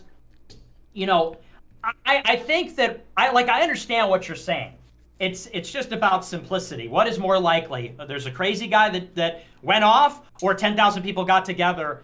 You would say it's probably more likely that the individual did. And I get that, like, in theory. I get that, like, as an abstract rule. But when you're talking about the president's shot, which has major ramifications, or like 9/11. 9/11, you could say, changed the course of world history. Because what were the results of 9/11? Patriot Act, war in Afghanistan, war in Iraq, surveillance state, etc. And it's like, maybe it was a bunch of, it was 19 Muslims who were deranged and they got on planes. Okay. It wasn't just 19 Sunni Muslims deranged and just randomly got the planes. But okay, go Let's ahead. just miss the point entirely. Sure. Yeah. Well, I mean, when you present the story, it's like, wow, what a coincidence. They all did it on the same day. Let's just miss the point entirely. But Let me just precisely. Yeah. Let's get precise. What did Bush do? Tell me. We can trust. The point is, when it's something that has grave consequences like that, and it's something that's obviously such a pivotal point in world history, and there's questions raised about it. See, the thing is, you're not even interested. You don't even know the lore about the conspiracies because you never looked into them. And it's like, you could say, well, I assume it's more likely. Bayesian analysis tells us, okay, well, that doesn't really work when you're talking about 3,000 dead people and 2 major wars, really like 10 wars, realistically, 2 ground wars, but really like 10 wars, plus all these other things. Like that kind of, those assumptions which you're making based on probability just aren't good enough. You have to look into it. And when that kind of money is at stake, that's what you would call motive. When there's trillions of dollars at stake, trillions of dollars in contracts, and you're talking about the power to surveil the public, and you're talking about military occupation in the Middle East, which is at the intersection of 3 continents, not to mention the strategic assets and the strategic considerations, China on the east, Russia in the north, Israel in the west. It's like, it's not good enough to just say, well, I assume the government couldn't do that. No, you got to look into it. And you may look into it and come away and say, oh, it's totally unconvincing. But to dismiss it and hand wave it away and say, oh, that's a conspiracy theory, that's my argument. What I'm saying is, I'm not coming to you and saying 9/11 was a hoax. I'm saying 9/11 could be a hoax. And if 9/11 could be a hoax, everybody needs to look into it and know damn well that it wasn't. Maybe it wasn't. I wish it wasn't. Sure, that and I agree with you. It's good to ask questions, but you guys don't just ask questions. You guys believe in literally every single fucking conspiracy in the world. Do you think the government puts fluoride in the water for nefarious purposes? Just how you believe in conspiracy theories in the first Hold on, place. hold on. I'm curious. Do you think the government? Do you think the government puts fluoride in the water for conspiracies, Nick? For conspiracies? I don't think they do it for conspiracies. They do it. Why do they do it? Why do they do it? Well, they say it's for the teeth. I happen to think there's adverse health. Yeah. Okay. So for nefarious, do you think the shooter in Vegas? I don't think they do it. Hold on. I'm just running down. I'm The shooter curious. in Vegas, that was obviously fake. Yeah, that was obviously fake. Okay. 9/11. The Crown Prince of Saudi Arabia was there at Mandalay Bay when it happened. Yep. 9/11 wasn't real. Okay. 9/11 was set up by Bush or whatever. And you don't know if you don't know that the moon landing is real. Let's see. What other? Hang on. Yeah. You've never looked into any of that. What do you think? So you assume the government is telling the truth on all of that. I don't have time to look into every. You don't have the time. You're a professional streamer. Go ahead and don't let me. Yeah, don't let me. Yeah, go ahead. Keep screaming. You have time to debate this stuff, but you can't look into it. Keep throwing the fuck out. I'll debate what's topical, and I'll read. That's why if you want to talk about mRNA vaccines, or you want to talk about any of the recent stuff related to the pandemic, I could talk all day about that because that's what I've researched. What? Have you seen the new Pearl Harbor, the 9/11 documentary? No. Oh, you gotta watch that. But you have to watch that. Yeah, you guys are. It's still more 9/11 truth or shit. Why don't we put it on stream right now? It's on YouTube. No, because why won't you watch it? Because Destiny? You have some time right now. Watch it. It's 1:30 a.m. I gotta sleep soon. Okay. Watch it tomorrow. Watch Number it tomorrow. one. Number two. Let's watch it together. I don't have. Let's watch it right now. No, I don't have time to. I don't have time to research every. You're a fed, bro. You're literally a fed. I don't have time to research every single fucking conspiracy theory. I don't have time. You got Nick lives and breathes every single fucking conspiracy theory on the internet. This guy knows why the frogs are turning gay. This guy knows what happened to JFK. This guy knows that we never went to the moon. This guy knows I don't have the time. I don't have the time. You were playing Dungeons of Dragons when I pulled up to your stream. You have plenty of goddamn time. Sure. Potions with 4 white dudes go, oh, let's go, where's your potion? Watch a documentary. If you your fans don't even like that content. They tell me in the group chat they think it's boring when you play D&D. If you want to give me a conspiracy theory like we've done with the JFK shit and give me time to research it, I'll do it and it'll come on. But I'm not going to step into this arena where you don't have any engagement with reality. You don't know anything about the real world. It's all conspiracy theories. That would be like us having a debate on fucking D&D. Do you want? It absolutely makes sense. Do you want to debate D&D with me right now? No, because you don't know fuck all about it. Because it's probably a waste of your time. Just like it's usually a waste of my time to dig into the 50 million fucking conspiracy theories that these guys believe in. Digging into whether or not it was set up by fucking Bush, yeah, that's a waste of my fucking time. I would rather spend more time in reality with my feet on the ground figuring out what's going on than having some dude preaching to me about how every part of the government is conspiring against you, dude. In the Shire, your feet on the ground in Dungeons and Dragons world. Harper is actually taking government interviews and reading the 9/11 Commission book. It's not one guy preaching; it's showing evidence. It's really convincing. You're Watch it. If you watch it. you're drawing constellations. You're taking one or two people that you want to trust. You're reading their books, and then you're watching the right YouTube videos to connect it. That is hilarious. The new Pearl Harbor is every single person involved, and when you watch it, it's overwhelming evidence. This shit is bullshit. From top to bottom. Okay, Sneeko. No, Sneeko, I'll do this. Sneeko, do you want it? You want to set up a date for that? We can do that too. I'll fucking add that. Do it. Do it. Right now. No, I'm not prepared to watch it right now. I'm not gonna sit here. You gonna take notes to watch a movie? Yes, that's how conspiracy theories work. Because there's gonna be 7,000 things brought up that I've never fucking heard in my entire life. That's how these things always work. It's a movie. Let's just watch it. Take this. Wait, Destiny. I just can't believe that this dude really said, well, you want to debate me on DMZ? Sneeko, give me a time and a date. You probably think that's a waste of time. Give me a time and a date. That's why I won't debate you on 9/11 because 9/11. It's like the things. Give me a time and a date. Give me a time and a date. Watch a documentary. Give me a time and a date. I want to see this. Oh, here's something that I have researched. Do you watch 2,000 Mules? No. Oh, okay, of course not. Yeah, This fuck. is a blue That's pill. election. This is a red pill. Yep. No, Dinesh D'Souza's cringe. He ruined Sam Francis's career. Oh shit! Which Oh yeah, I one, forget you guys Destiny? hate every other conservative. Shit. Give me a time and a day for the 9/11 shit if you want. We can do that. I just need time to prepare. Give me time to prepare and I'll do it. Why do you need to prepare to watch a movie? I need to prepare because there's going to be a whole bunch of random dumb shit brought up that I've never heard of before. And obviously he's put together a documentary, so by the end of it all, it's going to be really convincing. But that's just because I don't know the arguments for any point. I can't know every single thing in the world. My brain isn't that big. Fed. You're such a fed. Give me a time and a date. Who's paying you? Are you being paid by the government? Give me a time and a date. Bro, you're getting paid to tell people exactly what they want to hear. That's the difference between you and me. You're getting paid to tell your audience exactly what they want to hear. Nigga, I'm not getting paid. I'm banned from all the banks. Are you making money doing what you're doing? Hardly. We have some Turkish payment process. You're about to fly to fucking Florida to have a little vacation. What happened to that 400,000 in crypto? Listen. Obviously, you're getting paid. You're getting money. You're not broke. I invested my money wisely. Okay, you can't white invest. People get money, don't spend it. There's the obfuscation. There's the pivoting.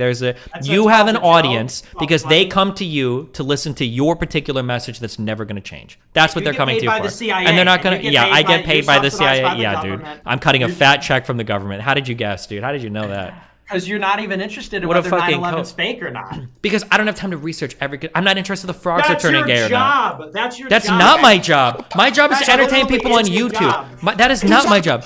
Actually, that makes no sense. If you're getting mad at me for watching conspiracy videos telling me to read Wikipedia, then why don't you read some conspiracy information if you're saying read both sides? If you're getting mad at me for blindly watching conspiracy videos, why I should get mad at you for only fucking digesting what the government already told you? Sure. Then that's what I'm saying. If you want to give me a topic, I'll dig into it and we can go through it. But until then, yeah, I'm not going to watch one conspiracy theory video on YouTube and be like, oh, wow, this guy that's getting paid to tell me conspiracy theories and has a whole audience that loves conspiracy theories is telling me about a conspiracy theory. Why the fuck would I go to that guy for information about the conspiracy theory? Yeah, it's true. We should trust the government instead. Don't trust some autist. Yeah, why would we trust the government, of changing people that's made up of tens of thousands of individuals with accountability agencies and government oversight panels? Why would I trust that stupid shit when I could just trust the one fucking schizophrenic dude on fucking YouTube?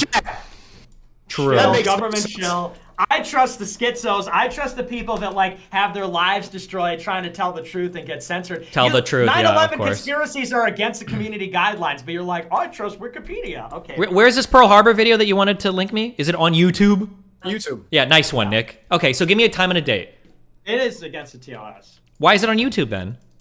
I don't know. Maybe they Okay, give me a time and a date for it. We can do it. It's too based. Well, Sneeko, do you want to watch? I'll watch it with Destiny. You can watch it with I'm down. When do you want to do it? Tomorrow? Tomorrow? You're going to give me one day to read everything on 9/11 fucking conspiracies? He's got to prepare. He's got to get to the State Department talking points. He's got to get a memo. Hold on. Today is the night. Before watching this documentary? What?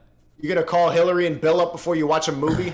Destiny, why don't you just watch it with an open mind? I actually call Hunter Biden. An open mind and be open to the possibility that the things in it are true. Because that's not how good research works. You don't start with the highly editorialized accounts. That's not how you learn about anything. Wow. That's why you believe everything Russia says about Ukraine, Nick, is when you start with the highly biased accounts, of course you're going to come up with a highly biased opinion.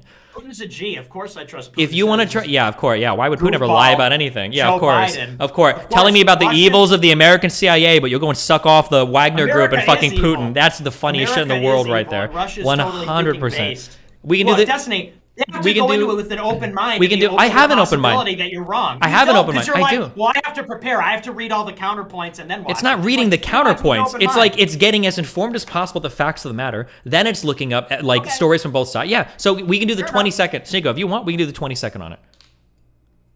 What's do it. 20? That's a Monday. 3 days from now. What? Let's do it. Okay, I'm gonna do. You're in EST, right? Yeah. Okay. 9/11 debate on the 22nd Let's go! at Dude, 6 we're p.m. gonna red- Okay. Dude, Sneeko, we're gonna red pill everybody. It's a fucking 5-hour documentary, though. Yeah, it's gonna be an endurance test, Destiny. Yo, Nick, you realize I'm gonna get called coon now because you dropped the N-word in front of me. Oh, I'm sorry. Well, call him out for it. That was impolite. I should have said that. Damn, you didn't do that when Jadion, Young Don, and Abba was on. uh-oh. But What now does that if mean? you're What does he think of comfortable- you? I got heated earlier. You can admonish me. You can admonish me. All right, that was enough admonishing. Okay. There you go. Well, hey, for what it's worth, Destiny subreddit, they said that you're like Sam Jackson in Django Unchained. Now, Yeah, that's they called fucking... me a coon. Your white audience was calling me a coon because I'm talking to somebody who I agree Hold with on, the they don't most. use Well, the coon word. They just say Uncle Tom. Okay, that's different, That's right? liberal racism. That is liberal racism. Your fans are all white, Destiny. Every single person who watches you is a white dude. No and shot, they're all dude. gay. And they're all trans. And they're LGBT. I would argue Nick has more minority fans than you, Destiny. Absolutely not. No shot, is- dude. that is totally no true. shot, Hey, I've been dude. shooting both of you off your bit. I've seen more Black Destiny, Black Nick fans than Black Destiny fans. Even though your name is an R&B singer from the '90s. Where you've seen like 2 fucking Fuentes fans? What are you talking about? No, I've been in the sub. They've been tweeting at me. They've been spamming my chat. Oh, I've the met guys them. with the black faces, so they can say the N-word on Twitter. Those are the Black Nick Fuentes fans. No, the people who put me on to Nick were Black and Spanish. We got that rapper dude, Bryson. I forget his last name. Who's True, been like that's 3. doing Trump raps, saying that he wants to get on the show. I think he's in the chat right now watching this. Okay, well, I guess next time I'll bring all of my black fans, and Fuentes can bring all of his black. We can all bring all of our black fans to see us more. Okay. All right, I'll be rolling 50 black fans deep, okay? Because because I'm there for my black friends, and they're there for me, because we're real, and we all dislike women, right? So that's really the cornerstone. I'm kidding. Yeah, but I found that very offensive. I saw that post. That was deeply offensive that they said that. They said I was like Leonardo DiCaprio, and they said Sneeko was like Sam Jackson. Yeah. Liberal racism Totally. is classic white people condescending tactics. Sick. It makes me sick. I'm not a fan of that. Yeah. At least Nick loves black people. Come on, Destiny. I would never say that. I would never say that. Because he doesn't. I would never say that blacks are Uncle Toms, because I respect black people even when they disagree with me. Not even when they're useful pawns for my liberal agenda. Nick, you literally think black people are Nico went genetically to the inferior. plantation. You think that black people are Those are your genetically, words. intellectually inferior. I think that on average they have lower IQs, but I Why do think they have Kanye lower has a IQ? higher Why do they have IQ lower than me. IQs on average, Nick? There's race differences. Nick, They're why do you? real. Hold on, talk to me about this. Why do you think they have Sneeko. lower? Well, okay, here. Because so Sneeko, of this is genetics. there. You go. So what did I just say that you disagree with? Because of genetics. You said that I think they're inferior. That's No, I completely said you said they're different. intellectually inferior. You just said roll the tape. They're intellectually inferior. Roll the Say tape. it. You think they're less intelligent because of their genetics.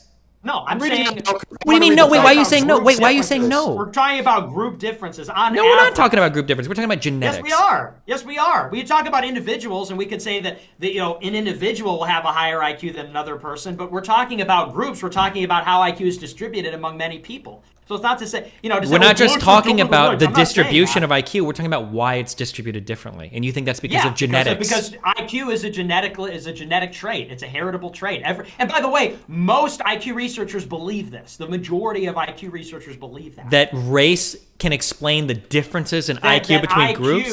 That IQ is heritable. That IQ Hold is on, a Nick, heritable Nick, trait. Nick, Nick, Nick. Hold on. Stop, because now you're in a topic that I know more about. That's what you just said were 2 totally different statements. Saying that IQ is heritable, that's not debated, of course. Over 200 different genes have been identified that relate to IQ. Saying that group differences in IQ are due to genetic differences, that's a totally different statement. Of course, one follows from the other. Are you no, listening one to what doesn't you're saying? Absolutely, it does. It doesn't. What are you talking about? Absolutely, it does. If there are measurable differences between the IQs, and IQ is a heritable trait, I mean, I'm sorry.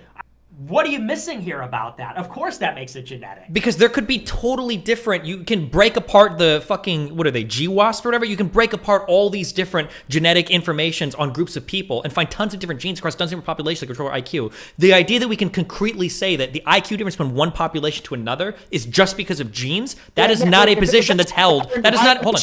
That is why are Nigerians so many engineers? Why do Nigerians dominate in That this is not a field? position that's held by the majority of IQ researchers. That's a really strong statement to make. 100% it is. Okay. And the reason why Nigeria, and that's a good question, Sneeko, it's because the thing is, you know, if you look at Africa, there's going to be 5 billion Africans by 2100. You're going to have proportionally fewer high IQ black geniuses in Africa, proportionately than you would in Asia, but there's going to be a shitload of black geniuses by 2100 just because of how big the population will be. And the point is, the reason why Nigerians have such a high income in America is because in America we have an immigration system where the people that are allowed to come in, if they're not let in illegally or for other reasons, are the highest IQ. They're the best of the best and the brightest. So that's why. So if you're looking at Nigerians, well, all the Nigerians that are here because of immigration, and the reason that they immigrated is because they were high IQ and had jobs here. They had a work visa or something.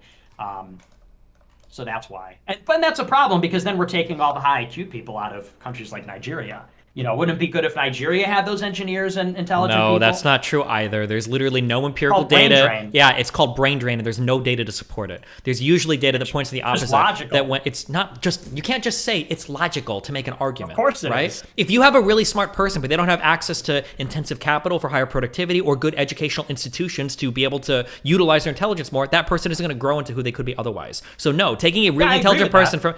Then why are you saying it's logical? Taking a really intelligent person from a country where they don't have those same opportunities and then bringing them to the United States oftentimes can make those countries at home even stronger. Because there's an inflow and an outflow of information that occurs when educated people go to the United States and then go back to their country as well. This is something that is documented. Brain drain is not. If you want to go look up studies for brain drain, you're not going to find any that support the concept. Dude, I mean, you're literally obfuscating. You're obfuscating. I'm not obfuscating. You can't say I'm obfuscating every time you're wrong about something. That's not how obfuscation works. Obviously what you're doing, because if America is bringing the smartest people out of Nigeria, and if those people are, of course you're right, if they get educated here and go back, that's different. But if you're talking about they come here and they stay here, then we're literally taking smart people that were going to be there and here. Now, you're right that maybe they wouldn't reach their full potential over there, but then the solution would be invest in capital over there, you know, if that's what you want to invest do. in capital. Look at how you're just saying random retarded shit. What if we invest in capital over there? What are we going to invest in capital over there? There's a huge difference between just throwing money into random countries versus the most educated people coming to the United States, getting educated over here, getting good jobs, sending remittances back to their people, which can be a big source of income, right? Or bringing other people from those countries or traveling back to those countries with their level of education. Like, this is stuff that's argument. You can go look up NBER papers on it if you want, but like, I'm not going to sit here and argue with a fucking dictionary, Remittances and human capital. Well, look, we don't need all these high IQ people. Look at all the remittances they sent to us. Look at all this cash they sent us. Having a high IQ person in your country, isn't going to be relevant if you don't have the educational institutions or the capital for them to take advantage of those intelligences. How are they ever going to progress if they don't have high IQ? By traveling to another country, by getting educated, and then by working back with their home. They don't have to, but they tend to do so. They tend to do so. They're going to build their country from America. All the high IQ people are going to go to America and rebuild Nigeria from across the ocean. That doesn't even make any sense. Oh, put a st- at that, so it must be true. People tend to maintain the connections. People tend to maintain the connections both in education and in family and in corporation when they travel to other countries to work. A lot of that information travels back and forth. Again, you can go and look up NBER papers on this. This is a well-documented concept. Brain drain is not supported by any studies. It's a concept that exists in a dictionary. Okay. Of course, if high IQ people leave one country and go to another, another, of course, if a high IQ person just sits in a fucking country with no person to take advantage of like his talents or his capabilities, that's so much better for them. Nice. Yeah, it's true. The country should have no high IQ people, and all the high IQ people should be across the. Or people with high IQ should be able to sort themselves into the appropriate educational institutions, get appropriate jobs that allow them to earn more money. Yeah, what? Nick, they're getting on my ass right now. Just I appreciate the free speech and everything, but you can't drop the N-word. You can't do that anymore on the stream. I just said it one time on accident. Just don't do it again. I know. I know. I just don't fuck with that. Yeah, you're right. But yeah, the Jews though. The Jews though. Well, as long as they're in Minecraft, right? As long as they're in Grand Theft Auto 5. Okay. But get my ass right now. Since he said it once, do I get one pass, or am I just do I miss out on that opportunity? That one Don't do it. you're canceled. Nick, you get that one time. There was an A. Unbelievable. Wow. Coming back. Unbelievable, dude. Well, anyway, any final words? What? Documentary, the 22nd. The 22nd what? You watching that 9/11 documentary, 9/11 debate? 20? You mean the 4-hour one? Yeah, I'll watch it. I have a date. I'll watch it. I'll do the research. What research you have to do to prepare? I don't understand what you're gonna do. Well, one is I've got to watch the documentary from start to finish. 2, I need to document the claims in that documentary that contradict the official story. And then 3, I need to start researching why the differences in those claims exist. So, for instance, if they make a claim about, like, jet fuel can't melt steel beams, well, then it looks like the next thing I'm going to be doing is researching, like, well, how does flame affect steel beams, right? If I find out that they melt at some temperature, I'm like, wow, that's some bullshit. Or I find out that they lose 80% of their integrity at some temperature, I'm like, oh, okay, well, that explains the difference. That's the process through which I research. You have to do a lot of research. Tower 7. Yeah, we've all heard the same shit before. Thank you. Yes, Tower 7, yes. You're going to watch this documentary, and if you don't get red pill that confirms you're a government spy, that's what you have to do. Sneeko, he's not going to go and research. He's got to go and call his government handler, and his government handler is going to say, these are the talking points we've been pushing for 20 years to deceive the American public. Why are you so scared about me engaging critically with the material? Like, you just want me to watch your video and be convinced? You're so scared of me doing my... If I'm just going to sell you the same bullshit story that the government's telling you, then you should be able to disprove it all easily. You'll own me. You guys will destroy me in a debate. I'm just saying you should go into it with an open mind. I'm going to watch it, right? Yeah, but you're not going into it with an open mind. You're going in there like, yeah, I'm going to point out all the flaws in this. I didn't say... What did I say I was going to point out? What did I say I was going to point out? You said you need to prepare. Yes. What did I say I was going to... prepare if you have an open mind. What did I say I was going to prepare? What did I say I was going to point out? That'd be like if I was going to watch the Elvis you don't remember? And I was I'll tell you. Before I see it, I need to watch all these negative reviews to make sure. I didn't say anything about negative reviews. What I said is that there is a common, officially accepted story for what happened with 9/11. So what I'll do is I will watch the documentary and I will document the differences in claims between the commonly accepted story and their story, and then I'll research why is there a difference. Maybe it'll come to be that when I do the research at the end, I'll be like, wow, this documentary made a lot of really good arguments. There are no ways to account for these differences. Or maybe, probably more likely, I'll do the research and I'll find out, oh wow, this is accounted for by this or that or that. We'll see what happens. Okay, I'm really curious to see how this goes because sounds good. You're just like, you know. You're just one of these government shills, bro. It's kind of sad to see. Where's the curiosity? And you're an alt media shill. You are literally you're an NPC. You're one of the most bot people in the fucking world, bro. I can give you any government story in the world. What? Who is Nick shilling for? You shill the people who control everything in their life. Who the fuck is Nick shilling for? Nick is shilling for everybody that wants to feel like they're above the system. Okay, so you shill for the powers that be. And Nick is shilling for independence. I shill for people to critically engage the world and question things as they will and to do research as they want. Except for 9/11. That's what if you want to question 9/11, I just said I was going to research it. Why are you scared of me researching it, Nick? Because I'm not. You're scared of it. I literally just told you that I'll research it. There it is. There's those tactics again. The tactics of scheduling a formal debate. Do you see your weaselly tactics of saying, why are you afraid of me 9/11? I'm not afraid of researching 9/11. The point is, you admitted earlier you never looked into conspiracies because that's a waste of my time. I can't look into every conspiracy theory. Bro, even with this mRNA vaccine shit, I learn a new conspiracy theory every 2 months about the fucking vaccines. I can't keep up with every single fucking conspiracy theory that you make a living selling your gullible audience every day on stream. No, I don't know. I'd rather play fucking D&D, my dude. Groundbreaking MSNBC take. You sell You're so scared. Like You're so scared of me just doing some research, bro. I want you to do it. I want you to watch it. I'm curious to see your reaction. Yeah. I think I need to chill because I'm in an apartment. I don't know if my neighbor's gonna fucking kill me. Yeah, man, you guys get heated over. But why did you really plan out to wear the blue and red shirts? This is too perfect. No, it's like it's meme magic, bro, dude. It's meme magic. The red pill and the human blue, the human blue pill. But I like Destiny. You know, we're best friends. You know, I don't know if you know that, Sneeko, but we are best friends. We're also fierce rivals. And no, I can see that. You ever seen the Flowbots music video? The I can ride my bike with no handlebars? No. Yeah. Oh yeah, we're like the two dudes that go the different ways. That's cute. Oh, is it ride my bike, no handlebars? Hey, Nick, be careful. If he wins, you guys are gonna end up in a relationship. No, I don't think that's gonna happen. That's not gonna happen. No, he's not my type. I'm not into Hispanics. No, I'm kidding. Oh, that is us. Yeah. You Cuban and Mexican up here. Yeah, well, I like exotic. Okay, I like a little. In that regard, I'm similar to Destiny. Little novelty, you know. I like that. But I'm gonna have to go a boring white. I'm similar to Destiny in that regard. I'm about to go back to end stream. I'm yawning in this bitch. I'm tired, bro. All right. Oh damn! I was just gonna watch that 5-hour documentary too, but you know, on the 22nd. Fuck off. You're tired and you want to watch a 5-hour? Okay, cool. Well, listen. If you want to watch it, I was ready to red pill you. I could be up for that. I don't give a fuck. On the 22nd, we'll do it. Okay. All right. Do your research and call Hillary. It's Hunter. That's the guy I talk to now. All right, chill. All right. Peace out, Nick. Happy birthday. Yeah. All right. Thanks, man. Good night, guys. Love you, buddy. Oh my god. All right, fuck it. Why not? I hear these come up enough. I've been playing a lot of Factorio. The question is, do I want to do this research on stream or off stream? I don't think I'm going to be able to do it on stream because there's going to be a million fucking dipshits in chat. So I'm probably going to have to do it off stream. Oh man. Can somebody give me the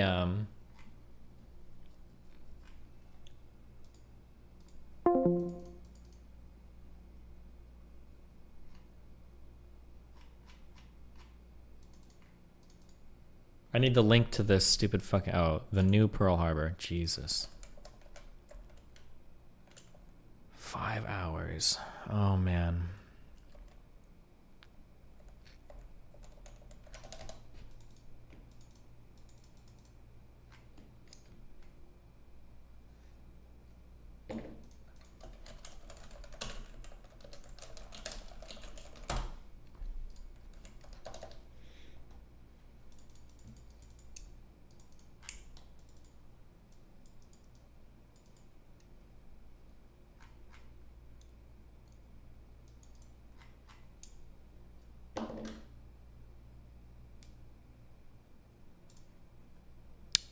Okay, well, damn.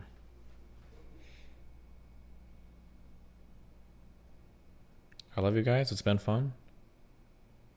You're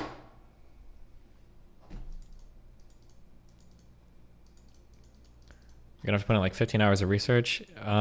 Maybe. This might be all I'm doing over the next 2 days. Do I have anything scheduled? 21st is the dating show thing. Otherwise, no. Okay.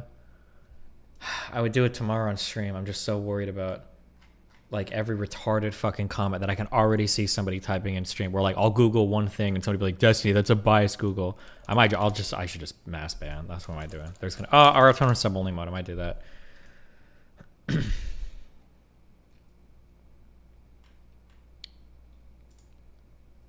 Okay.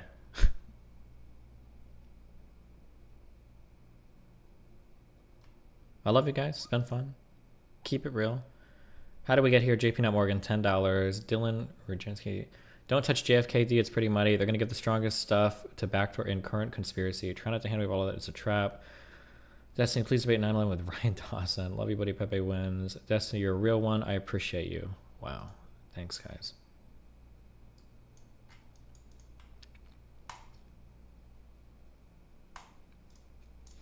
Right. I love you guys. It's been fun. I'll see you later. Ripper and Cappuccino, Poppuccino, Hoppuccino, Moppuccino, Depuccino, Cappuccino, Appuccino, Appuccino, my Deuterinos. I will catch you guys next Streamerino.